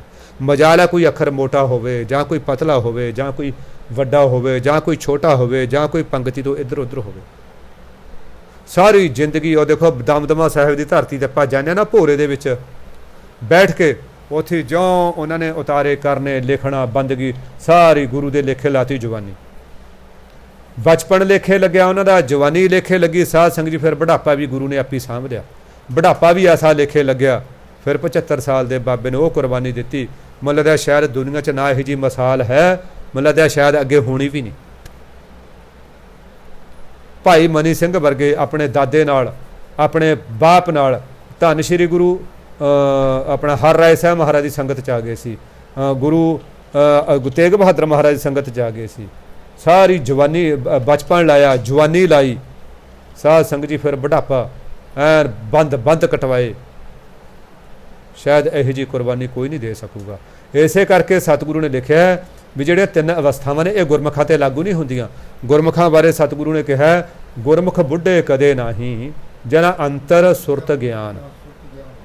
ਮਨਮੁਖਾਂ ਬਾਰੇ ਇਹ ਲਿਖਿਆ ਮਨਮੁਖ ਬਾਲਕ ਬਿਰਧ ਸਮਾਨ ਹੈ। ਜਿਹੜੇ ਮਨਮੁਖ ਆ ਉਹਦਾ ਬੱਚਿਆਂ ਵਰਗਾ। ਆ ਤੁਸੀਂ ਬੁੱਢਿਆਂ ਨੂੰ ਦੇਖ ਲਓ, ਉਹਨਾਂ ਜੇ ਬੱਚਾ ਟੌਫੀਆਂ ਖਾਂਦਾ ਉਹਦੀ ਟੌਫੀ ਦੇ ਲਾਲਚ ਕਰਦੇ ਨੇ ਖਾਣ ਦਾ। ਜੇ ਬੱਚਾ ਕੋਈ ਕੇਲੇ ਫੜੀ ਖਾ ਰਿਹਾ, ਸੰਤਰਾ ਖਾ ਰਿਹਾ, ਉਹ ਤਾਂ ਯਾਰ ਦੇ 2 ਫਾੜੀਆਂ ਯਾਰ ਮੈਂ ਵੀ ਬੁੜਾ ਮੇਰਾ ਵੀ ਜੀ ਕਰਦਾ। ਉਹ ਬੱਚਿਆਂ ਵਰਗੀ ਉਹਦੀ ਹੋ ਜਾਂਦੀ। ਤੇ ਉਹ ਕਹਿੰਦੇ ਨੇ ਵੀ ਬੁੜਾ ਬੰਦਾ ਬੱਚਿਆਂ ਵਰਗਾ ਹੋ ਜਾਂਦਾ ਕਿਉਂਕਿ ਅੰਦਰ ਸੁਰਤ ਗਿਆਨ ਨਹੀਂ ਹੈ। ਇਸ ਕਾਰਨ ਹੁਣ ਇੱਥੇ ਸਤਿਗੁਰੂ ਲਿਖਦੇ ਨੇ ਤੀਜੈ ਪਹਿਰੈ ਰੈਣ ਕੈ ਬਣ ਜਾ ਰਿਹਾ ਮਿੱਤਰਾ ਮਨ ਲੱਗਾ ਆਲ ਜੰਜਾਲ। ਹੁਣ ਜ਼ਿੰਦਗੀ ਦਾ ਤੀਜਾ ਪਹਿਰ ਆਇਆ। ਕਹਿੰਦੇ ਹੁਣ ਇਹ ਜਿਹੜਾ ਹੈ ਸੰਸਾਰਕ ਧੰਦਿਆਂ 'ਚ ਘਰ ਦੇ ਕੰਮਾਂ ਦੇ ਵਿੱਚ ਮਨ ਲੱਗ ਗਿਆ, ਉਧਰ ਹੀ ਖੱਚਤ ਹੈ। ਹੁਣ ਕਹਿੰਦੇ ਜੀ ਨਿਤਨੇਮ ਕਰ ਲਿਆ ਕਰੋ। ਕਹਿੰਦੇ ਜੀ ਕਿੱਥੇ ਸਿਰ ਖੁਰਕਣ ਦੀ ਤਾਂ ਬੇਲ ਨਹੀਂ। ਫਿਰ ਖੁਰਕ ਦਾ ਤੇਰੀ ਜਮਦੂਤਾਂ ਨੇ ਕਰਨੀਆਂ, ਤੇਰੇ ਸਿਰ 'ਚ ਜਦੋਂ ਡੰਡੇ ਮਾਰਨੇ ਨਾ ਉਦੋਂ ਫਿਰ ਸਮਾਰ ਕੇ ਖੁਰਕ ਕਰਨਗੇ ਤੇਰੇ ਸਿਰ 'ਚ।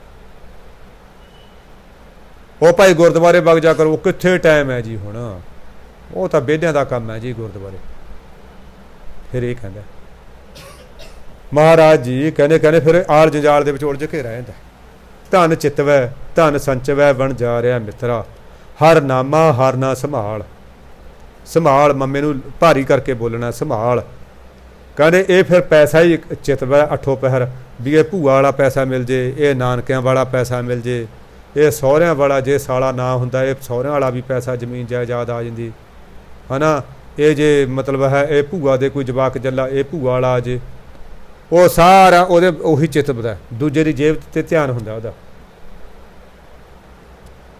ਧਨ ਸੰਚਵੈ ਵਿੰਗੇ ਟੇਢੇ ਢੰਗ ਨਾਲ ਇਹ ਰੁਪਈਆ ਪੈਸਾ ਇਕੱਠਾ ਕਰਦਾ, ਵਿਆਜ ਲਾਉਂਦਾ, ਪੜ ਵਿਆਜ ਲਾਉਂਦਾ, ਕਲਮਾ ਵੱਧ ਲਿਖਦਾ, ਫੇਰਾ ਫੇਰੀ ਕਰਦਾ, 5 ਦੀ ਚੀਜ਼ 50 'ਚ ਵੇਚਦਾ। ਗਾਹਕ ਨੂੰ ਜਿਹੜੀ ਚੀਜ਼ ਪਸੰਦ ਆ ਗਈ ਉਹਦਾ ਰੇਟ ਨਾਲ ਦੀ ਨਾਲ ਦੁੱਗਣਾ, ਚਾਹੇ ਸਸਤਾ ਹੋਵੇ ਨਾ ਜੀ। ਉਹ ਤੁਹਾਨੂੰ ਭੈਣ ਜੀ ਪਤਾ ਨਹੀਂ ਲੱਗਾ ਤਾਂ ਸੂਟ ਦਾ ਇੰਨੇ ਦੱਸਿਆ ਸੀ, ਇਹ ਤੁਹਾਡੇ ਸਮਝ ਇਹਦੇ ਤਾਂ ਆਏ ਉਹ ਇਹਦੇ ਇੰਨੇ ਦੱਸੇ ਸੀ, ਹੁਣ ਪਤਾ ਲੱਗ ਗਿਆ ਵੀ ਸੂਟ ਪਸੰਦ ਹੈ। ਬਸ ਫਿਰ ਚੇਪ ਦੇ ਫਿਰ ਵਿੰਗੇ ਟੇਢੇ ਢੰਗ ਨਾਲ ਧਾਨੀ ਚਿੱਤ 'ਚ ਚਿਤਵਦਾ ਚੇਤੇ 'ਚ ਧਨ ਸੰਚਵੈ ਹੇ ਭਗਤੀ ਕਰਨ ਆਏ ਬਣਜਾਰੇ ਮਿੱਤਰ ਨਾਮ ਵਿਹਾਜਣ ਆਏ ਬਣਜਾਰੇ ਮਿੱਤਰ। ਹੁਣ ਤੇਰਾ ਇਹ ਹਾਲ ਹੋ ਗਿਆ। ਧਾਨੇ ਚਿਤਵਦਾ ਧਾਨੇ ਇਕੱਠਾ ਕਰਦਾ। ਹੇ ਮਿੱਤਰ ਜਿਹੜਾ ਹਰੀ ਦਾ ਨਾਮ ਹੈ ਨਾ ਉਸ ਨੂੰ ਨਾ ਹਰੀ ਨੂੰ ਨਾ ਹਰੀ ਦੇ ਨਾਮ ਨੂੰ ਸੰਭਾਲਦੇ ਨਹੀਂ, ਯਾਦ ਹੀ ਨਹੀਂ ਕਰਦਾ, ਚੇਤੇ ਨਹੀਂ ਕਰਦਾ। ਕਹਿੰਦੇ ਕਿਹੜਾ ਰੱਬ ਜੀ God is dad man is free. ਰੱਬ ਤਾਂ ਹੈ ਹੀ ਨਹੀਂ ਕਹਿੰਦੇ ਕਿਤੇ। ਸਾਧ ਸੰਗਤ ਜੀ ਆਪਣੇ ਤਾਂ ਫਿਰ ਥੋੜ੍ਹੀ ਜਿਹੀ ਕਿਰਪਾ ਸਤਿਗੁਰੂ ਦੀ ਆਪਾਂ ਨੂੰ ਸਤ ਸੰਗਤ ਪ੍ਰਾਪਤ ਹੈ। ਨਹੀਂ ਤਾਂ ਮੈਂ ਗੁਰੂਆਂ 'ਤੇ ਸ਼ੰਕਾ ਕਰਦੇ ਦੇਖੇ ਨੇ ਲੋਕ। ਇਹ ਬਾਬਾ ਦੀਪ ਸਿੰਘ ਵਰਗਿਆਂ 'ਤੇ ਭਾਈ ਮਨੀ ਸਿੰਘ ਵਰਗਿਆਂ 'ਤੇ ਸ਼ੰਕਾ ਕਰਦੇ ਨੇ ਦੇਖੇ ਨੇ ਲੋਕ। ਸੀਤਾ ਮਾਤਾ ਵਰਗੀਆਂ ਦੀਆਂ ਪਵਿੱਤਰਤਾ ਦੇ ਉੱਤੇ ਸ਼ੰਕਾ ਕਰਦੇ ਦੇਖੇ ਨੇ ਲੋਕ। ਬਹੁਤ ਇਹ ਜੀਵ ਕਹਿ ਨਹੀਂ ਸਕਦੀ ਜੋ ਉਹ ਲਫ਼ਜ਼ ਅਲਫਾਜ਼ ਯੂਜ ਕਰਦੇ ਨੇ ਇਹਨਾਂ ਵਾਸਤੇ। ਫਿਰ ਆਪਣੇ ਇਹ ਸ਼ਰਧਾ ਹੋਵੇ ਭਾਵਨਾ ਪ੍ਰੇਮ ਸਤਿਗੁਰੂ ਇਹ ਕਿਸੇ ਕਿਸੇ ਨੂੰ ਤੁਰਠ ਕੇ ਬਖਸ਼ਦੇ ਨੇ। ਕਹਿੰਦੇ ਫਿਰ ਉਹ ਉਲਝ ਗਿਆ, ਹੁਣ ਪਰਮਾਤਮਾ ਨੂੰ ਭੁੱਲ ਗਿਆ, ਯਾਦ ਹੀ ਨਹੀਂ ਕਰਦਾ। ਹਰ ਨਾਮਾ ਹਰ ਹਰ ਕਦੇ ਨਾ ਸੰਭਾਲੈ ਜੇ ਹੋਵੇ ਅੰਤ ਸਖਾਈ। ਹਰੀ ਦਾ ਨਾਮ ਪਰਮਾਤਮਾ ਨੂੰ ਕਦੇ ਯਾਦ ਹੀ ਨਹੀਂ ਕਰਦਾ। ਜਿਹੜਾ ਜੇ ਦਾ ਮਤਲਬ ਜਿਹੜਾ ਜਿਹੜੇ ਨੇ ਅੰਤ ਦੇ ਵਿੱਚ ਸਹਾਈ ਹੋਣਾ ਸੀ, ਜਿਹੜੇ ਪਰਮਾਤਮਾ ਦੇ ਨਾਮ ਨੇ ਅੰਤ ਵੇਲੇ ਸਖਾ ਬਣਨਾ ਸੀ ਨਾ, ਉਹ ਤਾਂ ਭੁਲਾਈ ਬੈਠਾ, ਉਹ ਤਾਂ ਯਾਦ ਹੀ ਨਹੀਂ ਕਰਦਾ। ਸਾਧ ਸੰਗਤ ਜੀਓ, ਇੱਕ ਗੱਲ ਯਾਦ ਰੱਖਣੀ ਹੈ, ਆਪਾਂ ਫਰਜ਼ ਕਰ ਲਓ ਘਰ ਪਾਇਆ, ਇੱਕ ਬਾਕੀ ਰਿਸ਼ਤੇਦਾਰਾਂ ਨੂੰ ਬੁਲਾ ਲਿਆ, ਇੱਕ ਰਿਸ਼ਤੇਦਾਰ ਨੂੰ ਆਪਾਂ ਨੇ ਬੁਲਾਇਆ ਨਹੀਂ, ਫਿਰ ਆਪਣੇ ਬੇਟਾ ਹੋਇਆ ਬੇਟੀ ਹੋਈ ਹੈ, ਫਿਰ ਉਹ ਰਿਸ਼ਤੇਦਾਰ ਨੂੰ ਨਹੀਂ ਬੁਲਾਇਆ ਆਪਾਂ ਨੇ, ਫਿਰ ਵਿਆਹ ਕੀਤਾ ਬੱਚਿਆਂ ਦਾ, ਉਸ ਰਿਸ਼ਤੇਦਾਰ ਨੂੰ ਫੇਰ ਨਹੀਂ ਬੁਲਾਇਆ। ਫਿਰ ਉਹ ਤੋਂ ਮੱਤ ਆਸ ਰੱਖਿਓ ਕਿ ਜਿੱਦੇ ਸਾਡੇ ਕੋਈ ਘਰ 'ਤੇ ਮਾੜਾ ਟਾਈਮ ਆਏਗਾ, ਭੈੜਾ ਟਾਈਮ ਆਏਗਾ, ਉਹ ਰਿਸ਼ਤੇਦਾਰ ਸਾਡਾ ਪਤਾ ਲੈਣ ਆਏਗਾ, ਨਹੀਂ ਆਉਂਦਾ। ਉਹੀ ਰਿਸ਼ਤੇਦਾਰ ਆਉਣਗੇ ਜਿਨ੍ਹਾਂ ਨੂੰ ਅਸੀਂ ਖੁਸ਼ੀ ਦੇ ਸਮੇਂ 'ਤੇ ਬੁਲਾਇਆ, ਦੁੱਖ ਦੇ ਸਮੇਂ ਵੀ ਉਹੀ ਆਉਣਗੇ ਜਿਨ੍ਹਾਂ ਨੂੰ ਅਸੀਂ ਸੁੱਖ ਦੇ ਸਮੇਂ 'ਤੇ ਬੁਲਾਇਆ। ਜਿਹੜੇ ਰਿਸ਼ਤੇਦਾਰ ਨੂੰ ਅਸੀਂ ਸੁੱਖ ਦੇ ਸਮੇਂ 'ਤੇ ਨਹੀਂ ਬੁਲਾਇਆ ਨਾ, ਉਹ ਦੁੱਖ ਦੇ ਸਮੇਂ 'ਤੇ ਕਦੇ ਨਹੀਂ ਆਉਂਦਾ।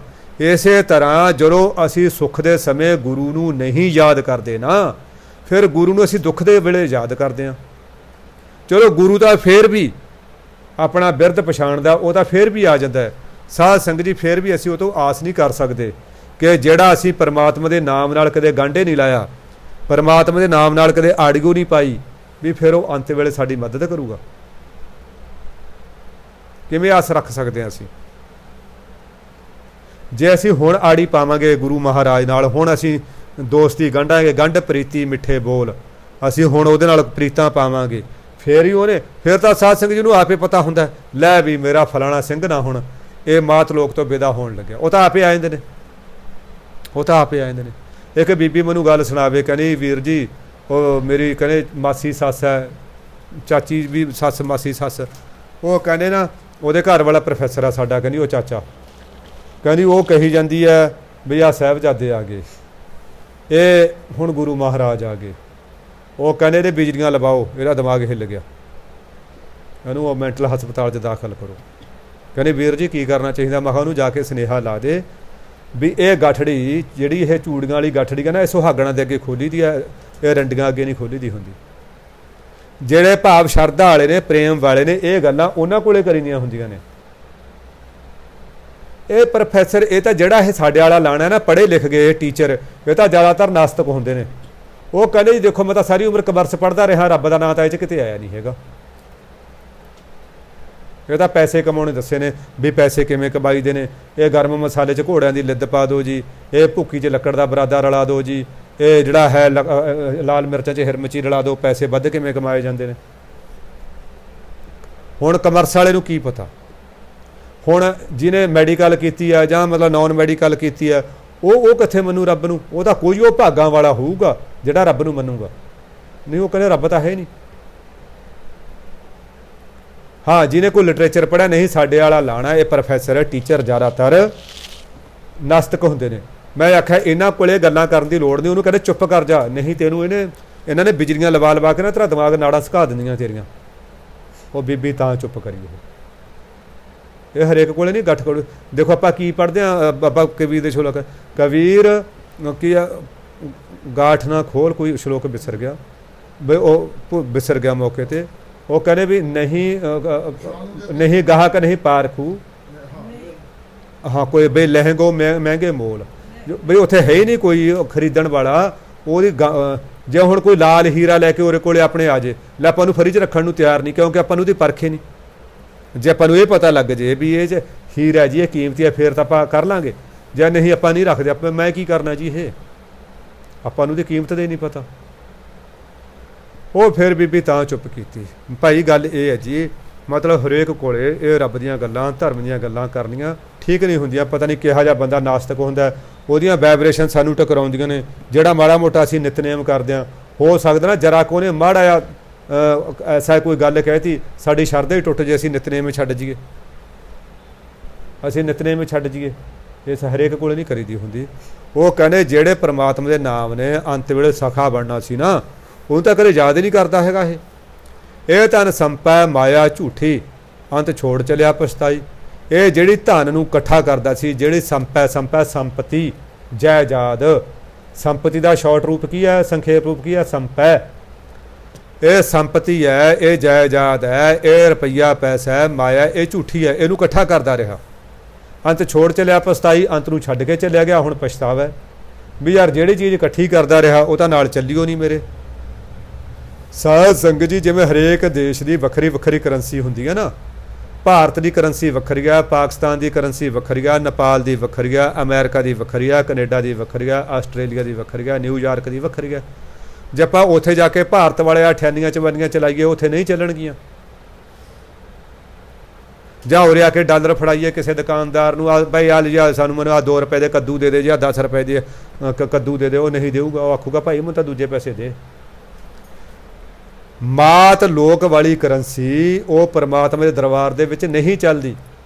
ਉਰੇ ਅਸੀਂ ਲੱਖਾਂ ਰੁਪਈਆ ਨਾ ਕੁਇੰਟਲ ਪੱਕਾ ਸੋਨਾ ਵੀ ਇਕੱਠਾ ਕਰ ਲਈਏ, ਚਾਹੇ ਟਨਾਂ ਦੇ ਟਨ ਸੋਨਾ ਇਕੱਠਾ ਕਰ ਲਈਏ, ਰੁਪਈਆਂ ਦੇ ਅੰਬਾਰ ਲਾ ਲਈਏ, ਇਹ ਕਰੰਸੀ ਨੇ ਉੱਥੇ ਨਹੀਂ ਚੱਲਣਾ। ਇਹਦਾ ਇੱਥੇ ਹੀ ਰਹਿ ਜਾਣੀਆਂ। ਉੱਥੇ ਦੀ ਕਰੰਸੀ ਆ ਉਹ ਹੈਗਾ ਨਾਮ ਧਨ।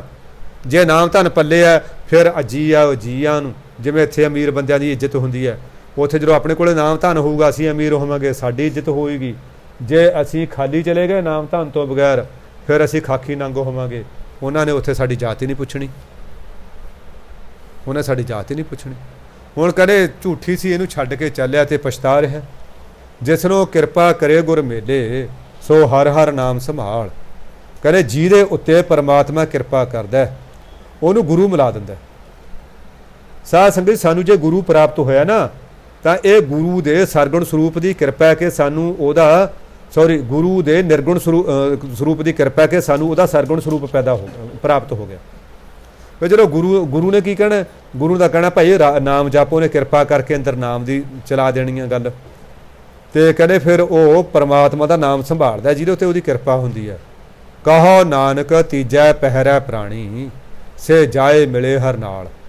ਕਹਿੰਦੇ ਗੁਰੂ ਨਾਨਕ ਦੇ ਚੌਥੇ ਗੁਰੂ ਨਾਨਕ ਪਾਤਸ਼ਾਹ ਕਹਿ ਰਹੇ ਨੇ, ਭਾਵ ਗੁਰੂ ਰਾਮਦਾਸ ਮਹਾਰਾਜ ਜੀ, ਇਹ ਜ਼ਿੰਦਗੀ ਦੇ ਤੀਜੇ ਪਹਿਰੇ ਦੇ ਵਿੱਚ, ਭਾਵ ਜਵਾਨੀ ਦੀ ਉਮਰ ਦੇ ਵਿੱਚ ਉਹ ਜੀਵ ਜਿਨ੍ਹਾਂ ਨੇ ਪਰਮਾਤਮਾ ਨੂੰ ਸੰਭਾਲਿਆ, ਗੁਰੂ ਦੀ ਪ੍ਰਾਪਤੀ ਕਰਕੇ ਪਰਮਾਤਮਾ ਦੀ ਭਗਤੀ ਕੀਤੀ ਹੈ, ਉਹ ਤਾਂ ਹਰੀ ਦੇ ਨਾਲ ਹੀ ਜਾ ਕੇ ਮਿਲ ਗਏ। ਉਹ ਤਾਂ ਅਭੇਦ ਹੋ ਗਏ, ਉਹ ਤਾਂ ਅਭੇਦ ਹੋ ਗਏ। ਉਹਨਾਂ 'ਚ ਤਾਂ ਫਿਰ ਫਰਕ ਹੀ ਨਹੀਂ ਰਿਹਾ। ਪਰਮ ਮੈਂ ਤਾਸ ਮੈਂ, ਪਰਮ ਮੈਂ ਮੋਹ ਮੈਂ ਤਾਸ ਮੈਂ, ਰੰਚਕ ਨਾਹੀਂ ਭੇਦ।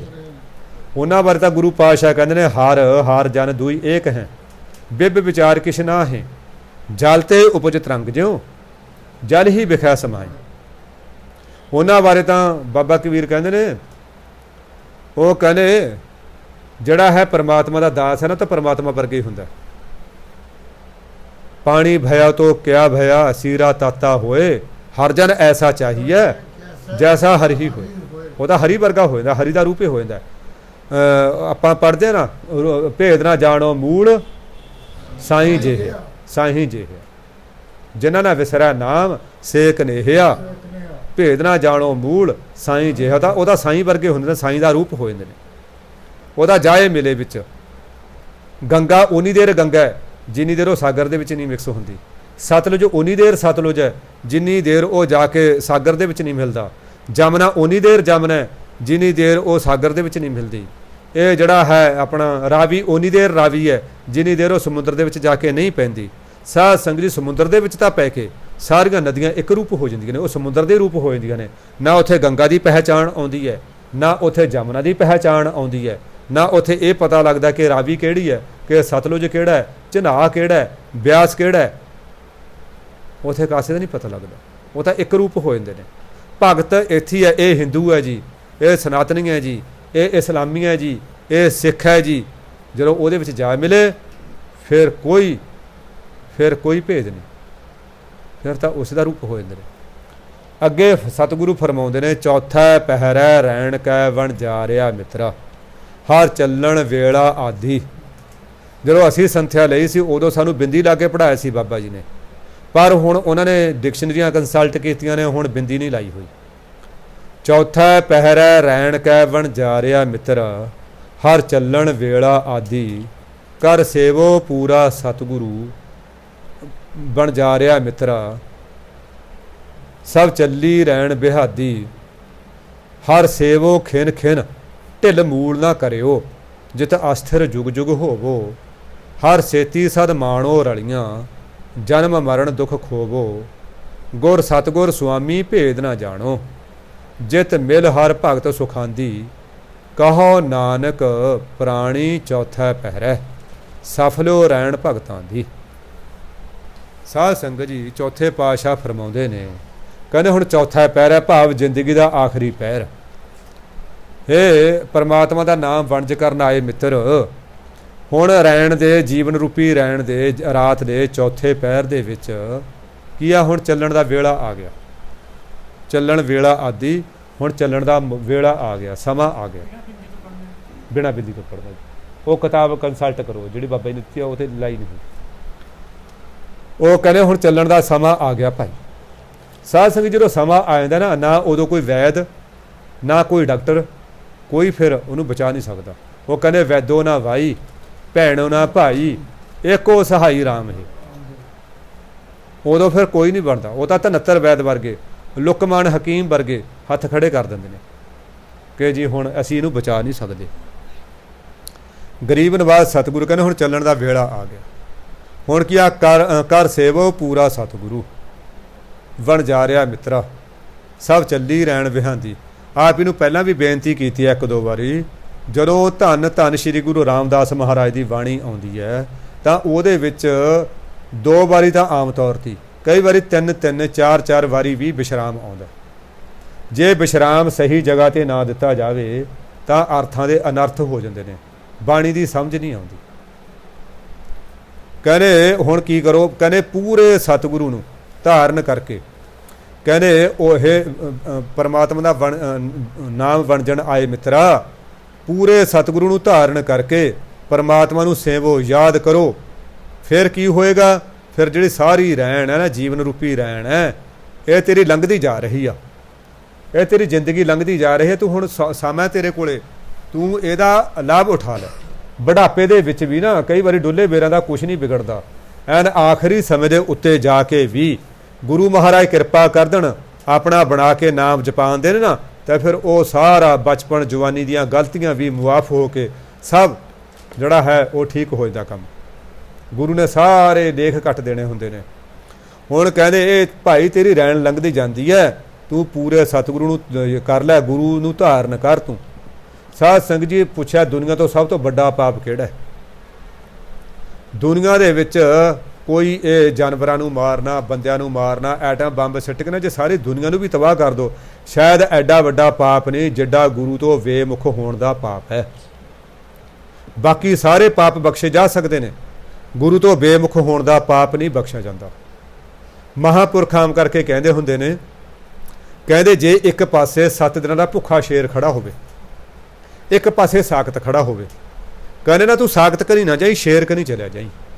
ਸ਼ੇਰ ਨੇ ਵੱਧ ਤੋਂ ਵੱਧ ਤੈਨੂੰ ਨਾ ਫਿਜ਼ੀਕਲ ਤੌਰ 'ਤੇ ਨੁਕਸਾਨ ਪਹੁੰਚਾਉਣਾ, ਤੇਰੀ ਮਾਰ ਦੇਣਾ, ਪਰ ਸਾਖਤ ਨੇ ਤਾਂ ਤੇਰੀਆਂ ਉਹ ਜੜ੍ਹਾਂ ਪੱਟ ਦੇਣੀਆਂ ਨੇ, ਸ਼ਾਇਦ ਤੂੰ ਕਿਤੇ ਪ੍ਰਮਾਤਮਾ ਨਾਲ ਜੁੜੇ ਨਾ ਸਕੇ। ਸਾਖਤ ਕੇ ਬਲ ਨਾ ਜਾਈ, ਤੂੰ ਭੁੱਖੇ ਸ਼ੇਰ ਵੱਲ ਚਲਿਆ ਜਾਈ। ਨਗੋਰੇ ਕਹਾ ਹੈ ਨਾਉ ਬੁਰਾ, ਨਗੋਰਾ ਤਾਂ ਪਰ ਜਿਹੜੇ ਜਿਹਨੇ ਗੁਰੂ ਧਾਰਨ ਕਰਕੇ ਗੁਰੂ ਤੋਂ ਬੇਮੁਖ ਹੋ ਗਿਆ। ਸਾਧ ਸੰਗਤ ਜੀ ਨੂੰ ਢੋਈ ਕਿੱਥੇ ਮਿਲਣੀ? ਗੁਰੂ ਨੇ ਸਾਨੂੰ ਬਾਲਾਂ ਤੋਂ ਫੜ ਕੇ ਨਰਕ ਤੋਂ ਕੱਢ ਲੈਣਾ। ਜੇ ਸਾਥੋਂ ਗਲਤੀ ਹੋ ਗਈ, ਕੋਈ ਗਲਤੀ ਹੋ ਗਈ, ਅਸੀਂ ਫਿਰ ਗੁਰੂ ਵਾਲੇ ਬਣ ਗਏ। ਫਿਰ ਸਾਨੂੰ ਜੇ ਗਲਤੀਆਂ ਹੋਈਆਂ ਨੇ, ਸਾਨੂੰ ਨਾ ਜੇ ਕਿਤੇ ਨਰਕ 'ਚ ਚਲੇ ਗਏ, ਮਹਾਰਾਜ ਨੇ ਕਹਿੰਦੇ ਕਾਢੀ ਨਰਕ ਤੇ ਧੂ, ਉਹਨੇ ਕੇਸਾਂ ਤੋਂ ਫੜ ਕੇ ਸਾਨੂੰ ਫਿਰ ਨਰਕ ਤੋਂ ਕੱਢ ਦੇਣਾ। ਪਰ ਸਾਧ ਸੰਗਤ ਜੀ ਜਿਹੜਾ ਹੁਣ ਗੁਰੂ ਵਾਲਾ ਬਣੇ ਨਹੀਂ, ਗੁਰੂ ਕਹਿੰਦਾ ਭਰਾਵਾ ਜੇ ਤੂੰ ਮੇਰਾ ਨਹੀਂ ਬਣਿਆ ਫਿਰ ਮੈਂ ਤੇਰਾ ਕੀ ਬਣਾ। ਹੁਣ ਭਾਈ ਜੋਗਾ ਸਿੰਘ ਨੇ ਕਿਹਾ ਸੀ, ਪੁੱਛਿਆ ਮਹਾਰਾਜ ਨੇ, ਕਹਿੰਦੇ ਕਾਕਾ ਤੇਰਾ ਨਾਂ ਕੀ ਹੈ? ਕਹਿੰਦਾ ਜੀ ਮੇਰਾ ਨਾਂ ਹੈਗਾ ਜੋਗਾ। ਕਹਿੰਦੇ ਕਹੋ ਤੂੰ ਕਿਹਦੇ ਜੋਗਾ ਹੈ? ਦੇਖੋ ਭੋਲਾ ਭਾਣਾ, ਪਤਾ ਨਹੀਂ ਹੁਣ ਮਹਾਰਾਜ ਦੇ ਰਸਨਾ ਤੇ ਬੈਠ ਗਏ, ਆਪੇ ਕਰਨ ਕਰਾਉਣ ਵਾਲੇ। ਕਹਿੰਦੇ ਜੀ ਮੈਂ ਗੁਰੂ ਜੋਗਾ। ਮਹਾਰਾਜ ਨੇ ਪਿਆਰ ਲਿਆ, ਗਲ ਨਾਲ ਲੈ, ਕਹਿੰਦੇ ਜੇ ਤੂੰ ਗੁਰੂ ਜੋਗਾ ਨਾ ਫਿਰ ਗੁਰੂ ਤੇਰੇ ਜੋਗਾ। ਸਾਧ ਸੰਗਤ ਜੀ ਬਾਕੀ ਸਾਖੀ ਤੁਸੀਂ ਇੱਕ ਵਾਰੀ ਨਹੀਂ ਹਜ਼ਾਰਾਂ ਵਾਰੀ ਸੁਣੀ ਹੈ। ਫਿਰ ਕਿ ਉਹ ਜਵਾਨ ਹੋ ਗਿਆ ਗੁਰੂ ਦੀ ਚਰਨ ਸ਼ਰਨ ਦੇ ਵਿੱਚ, ਗੁਰੂ ਦੇ ਨਾਮ ਦਾ ਰੰਗ ਚੜ੍ਹਿਆ, ਗੁਰੂ ਦੀ ਸੇਵਾ ਦਾ ਰੰਗ ਚੜ੍ਹਿਆ, ਅਤੇ ਰੋਜ਼ ਗੁਰੂ ਦੇ ਦਿਦਾਰੇ ਕਰਦਾ, ਸੇਵਾ ਕਰਦਾ। ਵਿਆਹ ਵਾਸਤੇ 18-19 ਸਾਲ ਦੀ ਉਮਰ ਹੈ, ਵਿਆਹ ਵਾਸਤੇ ਉਹਦੇ ਮਾਂ ਬਾਪ ਲੈ ਕੇ ਗਏ ਨੇ, ਅਤੇ ਪਿੱਛੇ ਮਹਾਰਾਜ ਨੇ ਇਮਤਿਹਾਨ ਪਾਤਾ। ਇਹ ਕਹਿੰਦਾ ਸੀ ਨਾ ਮੈਂ ਗੁਰੂ ਜੋਗਾ, ਹੁਣ ਦੇਖਦੇ ਹਾਂ ਵੀ ਕਿਹਦੇ ਜੋਗਾ, ਘਰਦਿਆਂ ਜੋਗਾ ਤਾਂ ਨਹੀਂ ਹੈਗਾ, ਕਿ ਪਤਨੀ ਜੋਗਾ ਤਾਂ ਨਹੀਂ ਹੈਗਾ। ਪਿੱਛੇ ਇੱਕ ਸਿੱਖ ਚਿੱਠੀ ਲੈ ਕੇ ਭੇਜਤਾ, ਲੈ ਵੀ ਮਿੱਤਰਾ ਫਲਾਣਾ ਪਿੰਡ ਹੈ, ਫਲਾਣਾ ਜ਼ਿਲ੍ਹਾ ਹੈ, ਫਲਾਣਾ ਸ਼ਹਿਰ ਹੈ, ਉੱਥੇ ਜਾ ਕੇ ਨਾ ਜਦੋਂ ਇਹਨੇ 2 ਲਾਵਾਂ ਲੈ ਲਈਆਂ ਉਦੋਂ ਚਿੱਠੀ ਫੜਾਉਣੀ ਹੈ, ਪਹਿਲਾਂ ਨਹੀਂ ਫੜਾਉਣੀ। ਸਤ ਵਚਨ ਜੀ। ਹੁਣ ਦੇਖੋ ਉਹਨੇ ਵੀ ਕਮਾਲ ਦੀ ਗੱਲ ਹੈ, ਐਸਾ ਸਮਾਂ ਫਿੱਟ ਕੀਤਾ ਜਦੋਂ 2 ਲਾਵਾਂ ਲੈ ਲੀਆਂ, ਐਨ ਭਜਾਇਆ ਆ ਘੋੜਾ। ਉਹ ਕਹਿੰਦੇ ਜੋਗਿਆ ਜੋਗਿਆ 1 ਮਿੰਟ ਰੁਕਾ, ਚਿੱਠੀ। ਕਹਿੰਦਾ ਵੀ ਗੱਲ ਸੁਣ। ਉਹ ਕਹਿੰਦਾ ਗੱਲ ਸੁਣ ਲੈ, ਇਹ ਗੁਰੂ ਦਾ ਹੁਕਮ ਹੈ ਵੀ ਚਿੱਠੀ ਨੂੰ ਤੁਰੰਤ ਖੋਲ ਕੇ ਪੜ੍ਹਨਾ। ਉਹਦੇ ਬਾਹਰ ਵੀ ਲਿਖਿਆ ਸੀ ਵੀ ਚਿੱਠੀ ਨੂੰ ਚਾਹੇ ਜੇ ਪੱਗ ਆਦ ਵਿਚਾਲੇ ਨਾ ਦਸਤਾਰਾ ਦਮਾਲਾ ਸਜਾ ਰਿਹਾ ਤਾਂ ਵੀ ਆਦ ਵਿਚਾਲੇ ਕੋਈ ਵੀ ਕੰਮ ਆ, ਰੋਟੀ ਖਾਂਦਾ ਆਦ ਵਿਚਾਲੇ ਛੱਡ ਕੇ ਉਹ ਚਿੱਠੀ ਖੋਲ ਕੇ ਪੜ੍ਹਨੀ।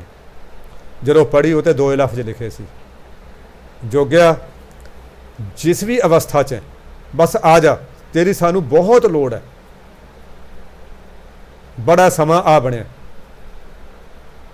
ਹੁਣ ਜੋਗੇ ਦੇ ਮਨ 'ਚ ਆਇਆ, ਘਰਦਿਆਂ ਨੇ ਸਹੁਰਿਆਂ ਨੇ ਵੀ ਕਿਹਾ, ਉਹਦੇ ਮਾਂ ਬਾਪ ਨੇ ਵੀ ਕਿਹਾ ਯਾਰ 2 ਲਾਵਾਂ ਰਹਿ ਗਈਆਂ, 10-15 ਮਿੰਟਾਂ ਦੀ ਗੱਲ ਹੈ, ਭਾਈ ਜੀ ਨੂੰ ਕਹਾਂਗੇ ਛੇਤੀ ਪੜ੍ਹ ਦੂਗਾ। ਉਹ ਕਹਿੰਦਾ ਨਹੀਂ, ਇਹ ਗੱਲ ਨਹੀਂ, ਹੁਕਮ ਹੈ ਵੀ ਜੋ ਕੰਮ ਹੈ ਆਦ ਵਿਚਾਲੇ ਛੱਡ ਕੇ ਆ ਜਾ, ਲਿਖਿਆ। ਵਾ ਮਾਂ ਦਾ ਪੁੱਤ ਕਹਿੰਦਾ ਵੀ 2 ਲਾਵਾਂ, ਆਹ ਚੱਕੋ ਮੇਰਾ ਦਸਤਾਰਾ, ਇਹਦੇ ਨਾਲ ਦੇ। ਫਿਰ ਆ ਗਿਆ। ਆ ਕੇ ਹੁਣ ਕਿਤੇ ਫਿਰ ਜਦੋਂ ਹੁਣ ਸਾਧ ਸੰਗਤ ਜੀ ਗੁਰੂ ਦਾ ਇਮਤਿਹਾਨ ਗੁਰੂ ਦੀ ਕਿਰਪਾ ਤੋਂ ਬਗੈਰ ਕਿਵੇਂ ਪਾਸ ਕੀਤਾ ਜਾ ਸਕਦਾ? ਨਹੀਂ ਕੀਤਾ ਜਾ ਸਕਦਾ। ਜੇ ਗੁਰ ਸਾਂਗ ਵਰਤਦਾ ਫਿਰ ਸਿੱਖ ਕਿਆ ਵਿਚਾਰਾ, ਸਿੱਖ ਦੀ ਕੀ ਤਾਕਤ ਹੈ ਗੁਰੂ ਦੇ ਇਮਤਿਹਾਨ 'ਚੋਂ ਪਾਸ ਹੋ ਜੇ। ਫਿਰ ਹੁਸ਼ਿਆਰਪੁਰ ਵਿੱਚ ਦੀ ਲੰਘ ਰਿਹਾ, ਬਸ ਫਿਰ ਫਸ ਗਿਆ ਮਾਏ ਦੇ ਚੱਕਰ 'ਚ। ਫਿਰ ਗੁਰੂ ਨਾ ਆਪ ਡਾਂਗ ਲੈ ਕੇ ਸੋਟਾ ਲੈ ਕੇ ਖੜੇ, ਭੇਸ ਬਟਿਆ। ਜਦੋਂ ਜਾਂਦਾ ਬਾਜ਼ਾਰ ਨੂੰ ਉਹ ਕਹਿੰਦੇ ਓਏ ਸਿੱਖਾ ਤੂੰ ਕਿੱਧਰ ਜਾ ਰਿਹਾ? ਉਹ ਭਾਈ ਅਜੇ ਗਾਹਕ ਗਿਆ ਹੋਇਆ ਫਲਾਂ।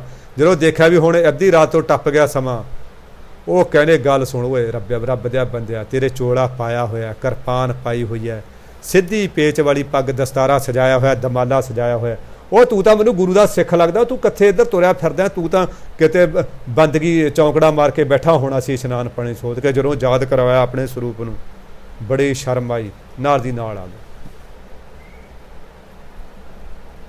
ਇਸ਼ਨਾਨ ਪਾਣੀ ਸੋਧਿਆ, ਜਿਹੜਾ ਹੈ ਨਿਤਨੇਮ ਕਰਿਆ, ਆ ਗਿਆ।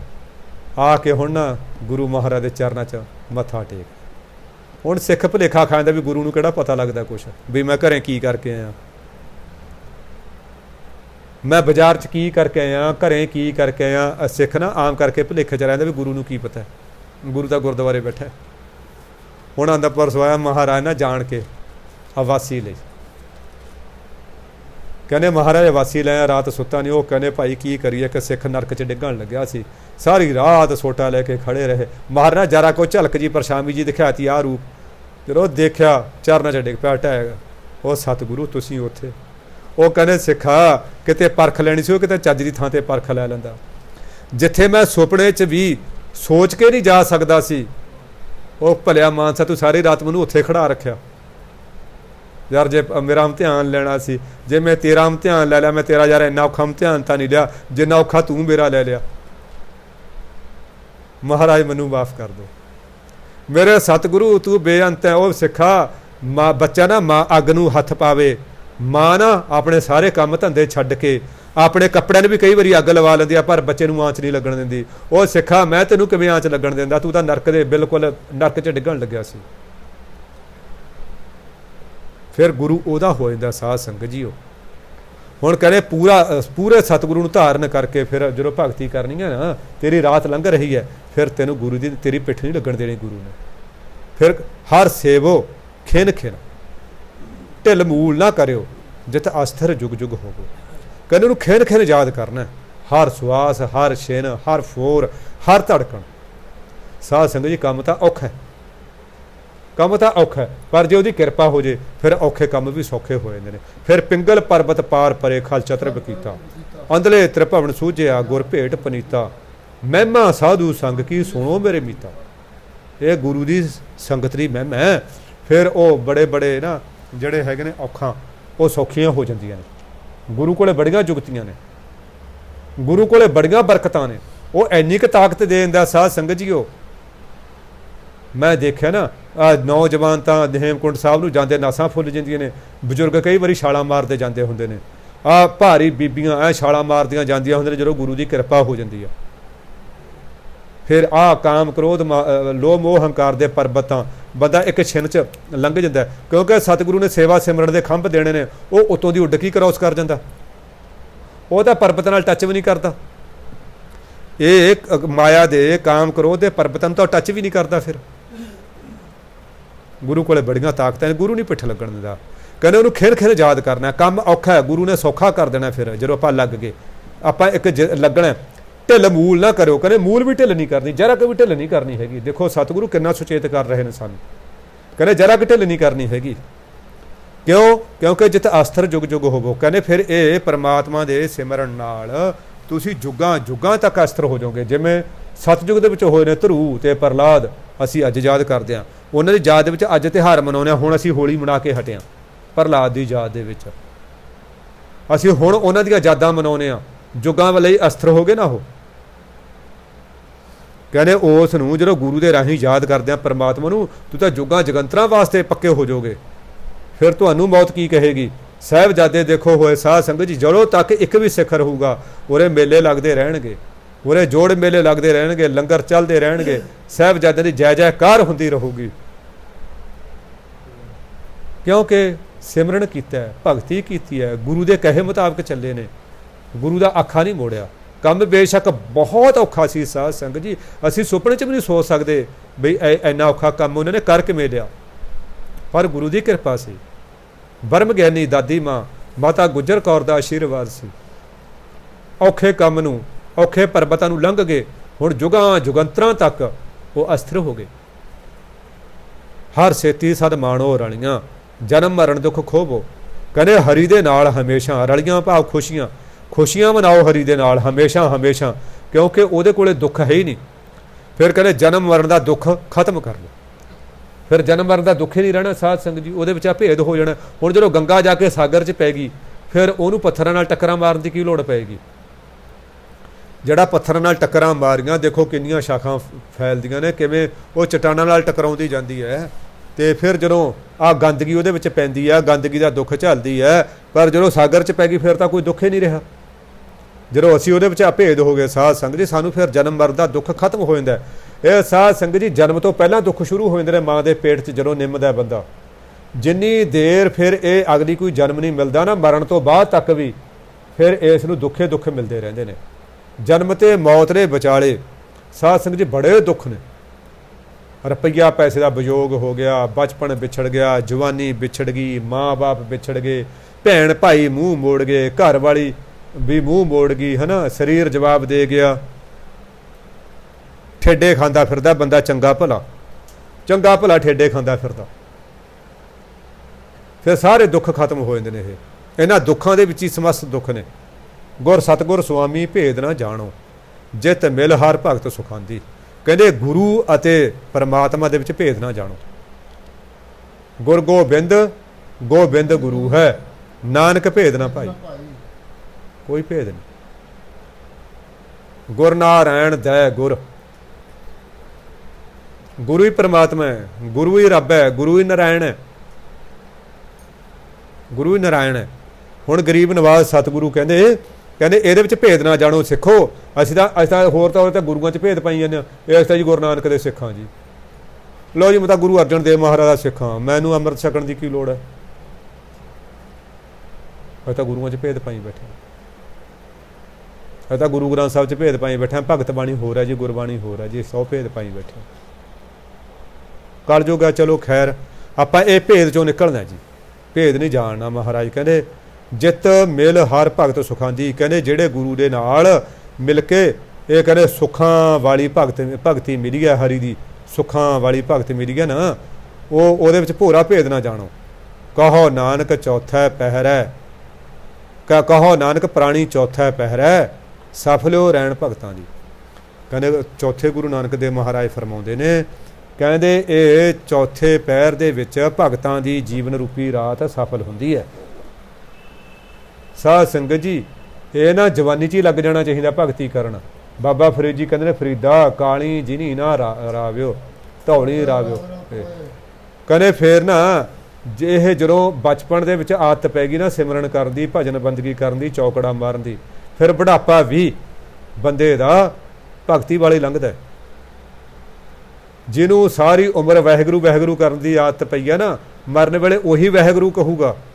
ਜਿਹਦੇ ਮੂੰਹ 'ਚੋਂ ਮਰਨ ਵੇਲੇ ਵਾਹਿਗੁਰੂ ਨਿਕਲ ਗਿਆ, ਦੇਖੋ ਫਿਰ ਕੀ ਲਿਖਦੀ ਆ ਗੁਰਬਾਣੀ ਦੇ ਵਿੱਚ ਭਗਤ ਤਰਲੋਚਨ ਜੀ ਕੀ ਲਿਖਦੇ ਨੇ, ਅੰਤ ਸਮੇਂ ਜੋ ਨਾਰਾਇਣ ਸਿਮਰੈ ਐਸੀ ਚਿੰਤਾ ਮੈਂ ਜੇ ਮਰੈ ਤੇ ਬਦਲ ਤਰਲੋਚਨ ਤੇ ਨਰ ਮੁਕਤਾ ਪੀਤੰਬਰ ਵਾਕਿਆ ਹਿਰਦੈ ਵਸੈ।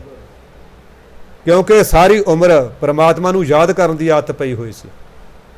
ਸਾਡੇ ਵਰਗਾ ਤਾਂ ਜੇ ਕਿਤੇ ਜਮਦੂਤ ਦੇਖ ਲਾ ਪਤਾ ਖਾਂਗਾ ਹਾਏ ਨਹੀਂ ਮਾਂ, ਬਸ ਫਿਰ ਉਹ ਮਾਂ ਐਸੀ ਵੇਲੇ ਤੇ ਫਿਰ ਪੈ ਜਾਓ 84 ਦੇ ਚੱਕਰ 'ਚ, ਹਾਏ ਬਾਪੂ, ਬਾਪੂ ਯਾਦ ਆਊਗਾ, ਫਿਰ ਪੈ ਜਾਓ ਜਨਮ ਮਰਨ ਦੇ ਚੱਕਰ 'ਚ। ਜੇ ਪਰਮਾਤਮਾ ਦਾ ਫਿਰ ਆਪਾਂ ਵਾਹਿਗੁਰੂ ਨੂੰ ਯਾਦ ਕਰਾਂਗੇ, ਸਤਿਗੁਰੂ ਜੀ ਹੁਣ ਕਿਰਪਾ ਕਰੋ। ਅੱਗੇ ਸਤਿਗੁਰੂ ਫਰਮਾਉਂਦੇ ਨੇ, ਹੁਣ ਪੰਜਵੇਂ ਪਾਤਸ਼ਾਹ ਦੀ ਬਾਣੀ ਆ ਗਈ, ਇੱਥੇ ਤੱਕ ਚੌਥੇ ਦੀ ਸੀ। ਸ਼੍ਰੀ ਰਾਗ ਮਹਿਲਾ ਪੰਜਵਾਂ। ਪਹਿਲੇ ਪਹਿਰੈ ਰੈਣ ਕੈ ਵਣਜਾਰਿਆ ਮਿੱਤਰ, ਧਰ ਪਾਇਤਾ ਉਦਰੈ ਮਾਹੇ, ਦਸੀਂ ਮਾਸੰ ਮਾਨਸ ਕੀਆ ਵਣਜਾਰਿਆ ਮਿੱਤਰਾ। ਇਹਨੂੰ ਬਿੰਦੀ ਲਾ ਕੇ ਬੋਲਣੇ, ਦਸੀਂ ਭਾਵ ਦਸਾਂ, ਮਾਸੀ ਮਾਸ ਮਹੀਨੇ। ਇਹ ਮਾਸੀ ਉਹ ਮਾਂ ਦੀ ਭੈਣ ਨਹੀਂ ਸਮਝ ਲੈਣੀ, ਬਾਪ ਦੀ ਸਾਲੀ ਉਹ ਮਾਸੀ ਨਹੀਂ ਸਮਝ ਲੈਣੀ। ਇਹ ਮਾਸੀ, ਮਾਸੀ ਭਾਵ ਮਹੀਨੇ, 10 ਮਹੀਨਿਆਂ ਦੇ ਵਿੱਚ। ਦਸੀਂ ਮਾਸੀ ਮਾਨਸ ਕੀਆ ਵਣਜਾਰਿਆ ਮਿੱਤਰਾ, ਕਰ ਮੁਹਲਤ ਕਰਮ ਕਮਾਹੇ, ਮੁਹਲਤ ਕਰ ਦੀਨੀ ਕਰਮ ਕਮਾਣੇ, ਜੈਸਾ ਲਿਖਤ ਧੁਰ ਪਾਇਆ, ਮਾਤ ਪਿਤਾ ਭਾਈ ਸੁਤ ਬੰਤਾ, ਤਿਨ ਭੀਤਰ ਪ੍ਰਭੂ ਸੰਜੋਇਆ। ਕਰਮ ਸੁਕਰਮ ਕਰਾਏ ਆਪੇ, ਇਸ ਜਨਤੈ ਵਸ ਕਿਛ ਨਾਹੇ, ਕਹੋ ਨਾਨਕ ਪ੍ਰਾਣੀ ਪਹਿਲੇ ਪਹਿਰੈ, ਧਰ ਪਾਇਤਾ ਉਦਰੈ ਮਾਹੇ। ਹੁਣ ਪੰਚਮ ਗੁਰਦੇਵ, ਭਾਰਤ ਵਰਸ ਦੇ ਪਹਿਲੇ ਸ਼ਹੀਦ ਧੰਨ ਸ਼੍ਰੀ ਗੁਰੂ ਅਰਜਨ ਦੇਵ ਮਹਾਰਾਜ, ਮਹਾ ਦ੍ਰਿੜਤਾ ਦੇ ਧਾਰਨੀ, ਮਹਾ ਧੀਰਜ ਧਾਰੀ, ਮਹਾ ਪਰ ਉਪਕਾਰੀ ਸਤਿਗੁਰੂ, ਆਪਣੀ ਮਹਾ ਮੁਬਾਰਕ ਰਸਨਾ ਤੋਂ ਫਰਮਾਉਂਦੇ ਨੇ, ਪਹਿਲੇ ਪਹਿਰੈ ਰੈਣ ਕੈ ਵਣਜਾਰਿਆ ਮਿੱਤਰਾ, ਧਰ ਪਾਇਤਾ ਉਦਰੈ ਮਾਹੇ। ਹੇ ਨਾਮ ਦਾ ਵਣਜ ਕਰਨ ਆਏ ਮਿੱਤਰ, ਇਹ ਜ਼ਿੰਦਗੀ ਦੀ ਪਹਿਲੀ ਰਾਤ ਦੇ ਪਹਿਲੇ ਪਹਿਰ ਦੇ ਵਿੱਚ ਇਹ ਮਾਤਾ ਦੇ ਉਦਰ ਵਿੱਚ ਤੈਨੂੰ ਪਾਇਆ ਗਿਆ ਰੱਬ ਵੱਲੋਂ। ਇਹ ਇੱਥੇ ਤੇਰਾ ਪਹਿਲਾ ਪਹਿਰ ਹੈ। ਫਿਰ ਇੱਥੇ ਕੀ ਹੋਇਆ, ਦਸੀਂ ਮਾਸੀ ਮਾਨਸ ਕੀਆ, 10 ਮਹੀਨਿਆਂ ਦੇ ਵਿੱਚ ਤੇਰੇ ਅੰਗ ਸੰਪੂਰਨ ਹੋ ਗਏ, ਤੈਨੂੰ ਸੰਪੂਰਨ ਮਾਨਸ ਬਣਾਤਾ। ਹੇ ਪਰਮਾਤਮਾ ਦੇ ਨਾਮ ਦਾ ਵਣਜ ਕਰਨ ਆਏ ਵਣਜਾਰੇ ਮਿੱਤਰ, ਤੈਨੂੰ 10 ਮਹੀਨਿਆਂ ਦੇ ਵਿੱਚ ਤੈਨੂੰ ਬਣਾ ਦਿੱਤਾ। ਕਰ ਮੁਹਲਤ ਕਰਮ ਕਮਾਹੇ, ਫਿਰ ਤੇਰੇ ਮੱਥੇ ਦੇ ਉੱਤੇ ਮੋਹਲਤ ਲਿਖਤੀ, ਫਲਾਣੀ ਤਰੀਕ ਨੂੰ ਤੂੰ ਫਲਾਣਾ ਕੰਮ ਕਰਨਾ ਹੈ, ਧਿਮਕੀ ਤਰੀਕ ਨੂੰ ਤੂੰ ਧਿਮਕਾ ਕੰਮ ਕਰਨਾ ਹੈ, ਫਲਾਣੀ ਤਰੀਕ ਨੂੰ ਫਲਾਣੇ ਦੇਸ਼ 'ਚ ਜਾ ਕੇ ਫਲਾਣਾ ਖਾਣਾ ਖਾਣਾ ਹੈ, ਫਲਾਣੀ ਤਰੀਕ ਨੂੰ ਤੂੰ ਮਰਨਾ ਹੈ। ਨਿਸ਼ਚਿਤ ਕਰਤਾ ਹਰੇਕ ਕੰਮ ਦਾ ਸਮਾਂ, ਮੁਹਲਤ ਨਿਸ਼ਚਿਤ ਕੀਤਾ ਹੋਇਆ ਸਮਾਂ। ਮੁਹਲਤ ਨੂੰ ਆਪਾਂ ਸੌਖੀ ਬੋਲੀ 'ਚ ਕਹਿ ਲਈਏ ਕਿ ਜੋ ਸਮਾਂ ਸੀ ਨਿਸ਼ਚਿਤ ਕਰਤਾ, ਉਹਨੂੰ ਮੁਹਲਤ ਕਹਿੰਦੇ ਨੇ। ਕਹਿੰਦੇ ਹੁਣ ਮੁਹਲਤ ਕਰ ਦੀਨੀ ਕਰਮ ਕਮਾਣੇ, ਜੈਸਾ ਲਿਖਤ ਧੁਰ ਪਾਇਆ। ਹੁਣ ਮੁਹਲਤ ਕਰਤੀ, ਕਰਮ ਕਹਿੰਦੇ ਉਹ ਕਮਾਉਣੇ ਨੇ ਜਿਹਾ ਮੱਥੇ ਤੇ ਲਿਖਿਆ। ਅਸੀਂ ਫਿਰ ਕਹਾਂਗੇ ਯਾਰ ਜੇ ਫਿਰ ਸਾਨੂੰ ਪਾਪ ਕਿਉਂ ਲੱਗਦਾ ਜਦੋਂ ਪਰਮਾਤਮਾ ਨੇ ਲਿਖਿਆ ਹੋਇਆ ਪਹਿਲਾਂ। ਸਾਧ ਸੰਗਤ ਜੀ ਇੱਕ ਉਦਾਹਰਣ ਦੇਈਏ, ਤੁਹਾਡਾ ਬੱਚਾ 10 12 14 ਸਾਲ ਦਾ, ਤੁਸੀਂ ਉਸ ਨੂੰ ਪਾਕਟ ਮਨੀ ਦਿੰਦੇ ਹੋ, ਖਰਚਾ ਦਿੰਦੇ ਹੋ। ਉਹ ਬੱਚਾ ਸਿਆਣਾ, ਸਾਰੇ ਪੈਸੇ ਨਹੀਂ ਖਰਚਦਾ। ਉਹਨੇ ਪੈਸੇ 1000 2000 10000 20000 ਜੋੜ ਲਿਆ, ਇਕੱਠਾ ਕਰ ਲਿਆ। ਤੁਸੀਂ ਕੋਈ ਸੌਦਾ ਕਰਨਾ ਕਿਸੇ ਚੀਜ਼ ਦਾ, ਕਾਰ ਖਰੀਦਣੀ ਹੈ, ਵਿਆਹ ਤੁਹਾਨੂੰ ਲੋੜ ਪੈ ਗਈ, ਤੁਸੀਂ ਉਹ ਪੁੱਤਰ ਨੂੰ ਕਹਿੰਦੇ ਹੋ ਲੈ ਪੁੱਤਰਾ ਤੂੰ ਐਂ ਕਰ ਯਾਰ, ਤੂੰ ਮੈਨੂੰ 15000 ਦੇ, ਮੈਂ ਨਾ ਤੈਨੂੰ ਆਹ 4 ਮਹੀਨਿਆਂ ਨੂੰ 5 ਮਹੀਨਿਆਂ ਨੂੰ 20000 ਦੇ ਦੂੰ। ਹੁਣ ਪੈਸੇ ਕਿਹਦੇ ਨੇ? ਧਿਆਨ ਰੱਖਣਾ, ਬੱਚੇ ਨੇ ਪੈਸਾ ਨਹੀਂ ਕਮਾਇਆ, ਪੈਸੇ ਕਿਹਦੇ ਨੇ? ਮਾਂ ਬਾਪ ਦੇ। ਮਾਂ ਬਾਪ ਨੇ ਕਮਾਏ ਪੈਸੇ, ਪਰ ਦਿੱਤੇ ਕਿਹਨੂੰ? ਬੱਚੇ ਨੂੰ। ਹੁਣ ਮੰਗ ਕਿਹਤੋਂ ਰਹੇ ਨੇ? ਬੱਚੇ ਤੋਂ। ਹੁਣ ਬੱਚਾ ਫਿਰ ਉਹ ਮੰਗਦਾ 4-5 ਮਹੀਨਿਆਂ ਬਾਅਦ, ਉਹ ਪਾਪਾ ਤੁਸੀਂ ਮੇਰੇ ਇੰਨੇ ਪੈਸੇ ਦੇਣੇ ਨੇ, ਤੁਸੀਂ ਮੈਨੂੰ ਇਹ ਕਿਹਾ ਸੀ, ਉਹ ਪਾਪਾ ਯਾਰ ਮੇਰੇ ਪੈਸੇ ਦੇ ਦਿਓ। ਬੱਚੇ ਨੇ ਪੈਸੇ ਕਮਾਏ ਨਹੀਂ, ਪਰ ਬੱਚੇ ਨੇ ਉਹਦੇ ਉੱਤੇ ਆਪਣਾ ਕਬਜ਼ਾ ਕਰ ਲਿਆ। ਬਿਲਕੁਲ ਹੁਣ ਉਸੇ ਤਰ੍ਹਾਂ ਹੀ ਕਰਦਾ ਪਰਮਾਤਮਾ। ਸੋਚ ਸਾਡੀ ਹੈ ਨਹੀਂ ਯਾਰ ਤਾਂ ਮੁਰਗਾ ਖਾਣਾ, ਅੱਜ ਤਾਂ ਯਾਰ ਉਹ ਆਗਿਆਪਾਲ ਦੇ ਢਾਬੇ ਤੇ ਜਾਣਾ, ਅੱਜ ਯਾਰ ਉਹ ਫਲਾਣੇ ਉਹ ਪੰਜਾਬ ਵਾਲੇ ਤੇ ਜਾਣਾ, ਅੱਜ ਯਾਰ ਉਹ ਫਲਾਣੇ ਠੇਕੇ ਤੇ ਚੱਲ ਜਾ, ਉੱਥੇ ਨਾ ਪਿਓਰ ਸ਼ਰਾਬ ਮਿਲਦੀ ਆ।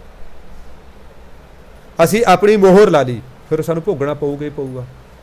ਜਿਹੜਾ ਹੁੰਦਾ ਬਰਮ ਗਿਆਨੀ ਉਹ ਤਾਂ ਬੈਠਾ, ਜੇ ਰੋਟੀ ਮਿਲ ਗਈ ਅੱਛਾ ਪਰਮਾਤਮਾ ਇਹ ਮੇਰੇ ਭਾਗਾਂ 'ਚ ਹੈ ਨਹੀਂ, ਇਹ 'ਚ ਮੇਰਾ ਭਲਾ। ਅਸੀਂ ਤਾਂ ਫਿਰ ਮੇਰਾ ਖਿਆਲ ਵੀ ਗੁਆਂਢੀਆਂ ਨੂੰ ਪਤਾ ਲੱਗ ਜਾਂਦਾ ਵੀ ਅੱਜ ਇਹਨਾਂ ਦੇ ਘਰੇ ਰੋਟੀ ਲੇਟ ਹੋ ਗਈ।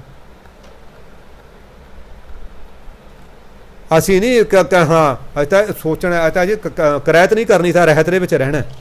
ਹੁਣ ਲਿਖਿਆ ਉਹਦੇ ਵੱਲੋਂ ਹੈ, ਉਹਦੇ ਚਰਨਾਂ 'ਚ ਬੇਨਤੀ ਕਰਨੀ ਹੈ, ਸਤਿਗੁਰੂ ਜੇ ਕੋਈ ਐਸਾ ਲਿਖਿਆ ਗਿਆ ਮੇਰੇ ਦਾਤਿਆ ਸੁਪਨੇ 'ਚ ਟਪਾ ਦੀ, ਮੇਰੇ ਪ੍ਰੀਤਮ ਸੁਪਨੇ 'ਚ ਟਪਾ ਦੀ, ਖਿਆਲਾਂ 'ਚ ਟਪਾ ਦੀ, ਦਾਤਿਆ ਮੈਥੋਂ ਕੋਈ ਰਹਿਤ ਨਾ ਕਰਵਾ ਦੀ ਕਿਤੇ, ਮੇਰੇ ਤੇ ਰਹਿਮਤ ਕਰ। ਮਹਾਰਾਜ ਕਹਿੰਦੇ ਫਿਰ ਤੈਨੂੰ ਉਹੀ ਕਰਮ ਕਰਨੇ ਜਿਹੜਾ ਧੁਰੋਂ ਲਿਖ ਕੇ ਪਾਇਆ, ਇਹ ਤੈਨੂੰ ਮੋਹਲਤ ਕਰਕੇ ਦਿੱਤੀ ਹੈ। ਮੋਹਲਤ ਨਿਸ਼ਚਿਤ ਸਮਾਂ ਹੁੰਦਾ ਜਿਹੜਾ। ਅੱਗੇ ਸਤਿਗੁਰੂ ਕਹਿੰਦੇ ਮਾਤ ਪਿਤਾ ਭਾਈ ਸੁਤ ਬੰਤਾ ਤਿੰਨ ਪ੍ਰਭੂ ਤਿੰਨ ਭੀਤਰ ਪ੍ਰਭੂ ਸੁਣਿਆ। ਹੁਣ ਮਾਂ ਬਾਪ ਦੇ ਵਿੱਚ, ਭਾਈਆਂ ਦੇ ਵਿੱਚ, ਪੁੱਤਾਂ ਦੇ ਵਿੱਚ, ਘਰ ਵਾਲੀ ਦੇ ਵਿੱਚ ਉਧਰ ਹੀ ਉਲਝ ਗਿਆ ਇਹ ਤਿੰਨ ਭੀਤਰ, ਉਹਨਾਂ ਦੇ ਵਿੱਚ ਹੀ ਉਲਝਿਆ ਹੋਇਆ। ਇਹ ਮੇਰੇ ਘਰ ਵਾਲੀ ਆ ਕਿਤੇ ਰੁੱਸ ਨਾ ਜਾਵੇ, ਕਿਤੇ ਰੁੱਸ ਕੇ ਟੈਚੀ ਚੱਕ ਕੇ ਪੇਕੇ ਨਾ ਚਲੀ ਜਾਵੇ, ਉਹਦੇ ਵਾਸਤੇ ਰਿਸ਼ਵਤ ਲੈਂਦਾ, ਉਹਦੇ ਵਾਸਤੇ ਬੇਈਮਾਨੀ ਕਰਦਾ। ਉਹ ਮੇਰੇ ਪੁੱਤ ਨੂੰ ਮੈਂ ਦਾਖਲਾ ਦਿਵਾਉਣਾ, ਥਾਪਰ 'ਚ ਦਿਵਾਉਣਾ, ਫਲਾਣੇ ਕਾਲਜ 'ਚ ਦਿਵਾਉਣਾ, ਉਹਦੀ ਇੰਨੀ ਫੀਸ ਹੈ, ਉਹਦੇ ਵਾਸਤੇ ਰਿਸ਼ਵਤਾਂ, ਬੇਈਮਾਨੀਆਂ, ਹੇਰਾ ਫੇਰੀਆਂ, ਉਹਨਾਂ 'ਚ ਹੀ ਰੁੱਝ ਕੇ ਰਹਿ ਗਿਆ। ਤਿੰਨ ਭੀਤਰ ਸੰਜੋਗ ਉਹਨਾਂ 'ਚ ਹੀ ਇਕੱਠਾ ਹੋ ਗਿਆ, ਭਾਵ ਉਹਨਾਂ 'ਚ ਹੀ ਲੁਭਾਇਮਾਨ ਹੋ ਗਿਆ। ਕਰਮ ਸੁਕਰਮ ਕਰਾਏ ਆਪੇ ਇਸ ਜਨਤਾ ਵਸ ਕਿਛ ਨਾਹੀਂ। ਇਹ ਬਰਮ ਗਿਆਨ ਦੀ ਅਵਸਥਾ ਸਾਧ ਸਿੰਘ ਜੀ। ਹੁਣ ਸਾਡੇ ਕਹਿੰਦੇ ਉਹ ਕਰਮ ਸੁਕਰਮ ਆਪੇ ਕਰਾਉਂਦਾ, ਇਸ ਜੰਤ ਦੇ ਵਸ 'ਚ ਕੁਛ ਵੀ ਨਹੀਂ। ਇਹ ਬਰਮ ਗਿਆਨ ਦੀ ਅਵਸਥਾ। ਪਰ ਅਸੀਂ ਤਾਂ ਕਹਿੰਦੇ ਨਾ ਜੇ ਕਿਸੇ ਦਾ ਕੋਈ ਮਾੜਾ ਆ ਕੋਈ ਸੱਟ ਵੱਜੇ, ਕਹਿੰਦੇ ਹਾਂ ਹੁਣ ਲੋਟ ਆਇਆ, ਹੁਣ ਲੋਟ ਆਇਆ। ਜਦੋਂ ਨਾ ਸੱਟ ਉਹਦੇ ਵੱਜੀ ਆ, ਅਸੀਂ ਮਾਰੀ ਨਹੀਂ, ਪਰ ਅਸੀਂ ਉਹਦੀ ਸੱਟ ਤੇ ਖੁਸ਼ ਹੋਇਆ, ਤਾਂ ਸਾਡੇ ਭਾਗਾਂ 'ਚ ਵੀ ਉਹ ਪਾਪ ਲਿਖਿਆ ਗਿਆ। ਸਾਡੇ ਭਾਬਾਂ ਹੁਣ ਸਮਾਂ ਹੋ ਗਿਆ, ਇੱਕ ਸਾਖੀ ਤੁਹਾਡੇ ਆਪ ਹੀ ਨਾਲ ਸਾਂਝੀ ਕਰਨੀ ਸੀ, ਪਰ ਹੁਣ ਸਮਾਂ ਹੀ ਹੋ ਗਿਆ, ਆਪਾਂ ਇਜਾਜ਼ਤ ਨਹੀਂ ਦਿੰਦਾ। ਕਿਸੇ ਵੇਲੇ ਫਿਰ ਸਤਿਗੁਰੂ ਨੇ ਚਾਹਿਆ ਕਰਾਂਗੇ। ਇਹ ਪਾਪ ਸਾਨੂੰ ਲੱਗਦਾ ਕਿਵੇਂ ਆ, ਸਾਡੇ ਖਾਤੇ 'ਚ ਪਾਪ ਜਮ੍ਹਾਂ ਕਿਵੇਂ ਹੁੰਦਾ। ਕਈ ਵਾਰੀ ਅਸੀਂ ਪਾਪ ਕੀਤਾ ਨਹੀਂ ਹੁੰਦਾ, ਪਰ ਕੀਤਾ ਕਿਸੇ ਨੇ ਹੋਰ ਹੁੰਦਾ, ਅਸੀਂ ਸਵਾਦ ਲੈ ਰਹੇ ਹੁੰਦੇ ਹਾਂ ਉਹਦੇ ਵਿੱਚੋਂ, ਫਿਰ ਸਾਡੇ ਉਹ ਭਾਗਾਂ ਦੇ ਵਿੱਚ ਲਿਖਿਆ ਜਾਂਦਾ। ਕਹੋ ਇਹ ਜੰਤ ਦੇ ਜੀਵ ਦੇ ਤਾਂ ਵਸੇ ਕੁਛ ਨਹੀਂ, ਉਹ ਆਪ ਹੀ ਕਰਵਾਉਂਦਾ। ਫਿਰ ਅਸੀਂ ਉਸ ਦੇ ਚਰਨਾਂ 'ਚ ਬੇਨਤੀਆਂ ਕਰਦੇ ਹਾਂ, ਸਤਿਗੁਰੂ ਇਹ ਅਸੀਂ ਨਹੀਂ ਆਏ ਉਰੇ, ਤੂੰ ਲੈ ਕੇ ਆਏ, ਤੇਰਾ ਬਹੁਤ ਸ਼ੁਕਰਾਨਾ ਸਤਿਗੁਰੂ, ਤੂੰ ਠੇਕੇ ਵਾਲੇ ਪਾਸਿਓਂ ਮੋੜ ਕੇ ਸਾਨੂੰ ਸਾਧ ਸੰਗਤ ਦੇ ਵਿੱਚ ਲਿਆਂਦਾ। ਅੱਗੇ ਗਰੀਬ ਨਵਾਜ ਕਹਿੰਦੇ ਕਹੋ ਨਾਨਕ ਪ੍ਰਾਣੀ ਪਹਿਲਾ ਪਹਿਰਾ ਹੈ, ਧਰ ਪਾਇਤਾ ਉਦਰਾ ਮਾਹੇ। ਪੰਚਮ ਗੁਰੂਦੇਵ ਗੁਰੂ ਨਾਨਕ ਦੇਵ ਮਹਾਰਾਜ ਪੰਚਮ ਗੁਰੂ ਨਾਨਕ ਫਰਾਉਂਦੇ ਨੇ, ਇਹ ਪ੍ਰਾਣੀ ਤੂੰ ਪਹਿਲੇ ਪਹਿਰੇ ਦੇ ਵਿੱਚ ਤਾਂ ਉਦਰ ਦੇ ਵਿੱਚ ਹੀ ਧਰਿਆ, ਤੂੰ ਪਰਮਾਤਮਾ ਨੇ ਉਦਰ ਦੇ ਵਿੱਚ ਹੀ ਰੱਖਿਆ ਤੂੰ। ਅੱਗੇ ਫਿਰ ਜਿਹੜਾ ਹੈ ਆਪਾਂ ਕੱਲ੍ਹ ਨੂੰ ਵਿਚਾਰ ਬਾਬਾ ਜੀ ਤੋਂ ਸੁਣਾਂਗੇ। ਸਾਧ ਸੰਗਤ ਜੀ ਪਵਿੱਤਰ ਪਾਵਨ ਗੁਰਬਾਣੀ ਦੀਆਂ ਵਿਚਾਰਾਂ ਕਰਦਿਆਂ, ਕਥਾ ਵਾਰਤਾ ਕਰਦਿਆਂ ਬੇਅੰਤ ਕਿਸਮ ਦੀਆਂ ਕਮੀਆਂ, ਬੇਅਦਬੀਆਂ, ਭੁੱਲਾਂ ਚੁੱਕਾਂ ਹੋਈਆਂ ਨੇ, ਅਣਜਾਣ ਬੱਚਾ ਸਮਝ ਕੇ ਮੁਆਫ ਕਰਨਾ। ਆਪ ਜੀ ਗੁਰੂ ਰੂਪੋ ਅਸੀਸ ਦੇਣੀ ਹੈ, ਗੁਰਬਾਣੀ ਦਾ ਬੋਧ ਹੋ ਜੇ, ਗੁਰਬਾਣੀ ਦੇ ਸ਼ੁੱਧ ਉਚਾਰਨ ਆ ਜਾਣ, ਗੁਰਬਾਣੀ ਪੜ੍ਹਨ ਵੇਲੇ ਰਸ ਦੀ ਪ੍ਰਾਪਤੀ ਹੋਵੇ। ਵਾਹਿਗੁਰੂ ਜੀ ਕਾ ਖਾਲਸਾ, ਵਾਹਿਗੁਰੂ ਜੀ ਕੀ ਫਤਿਹ।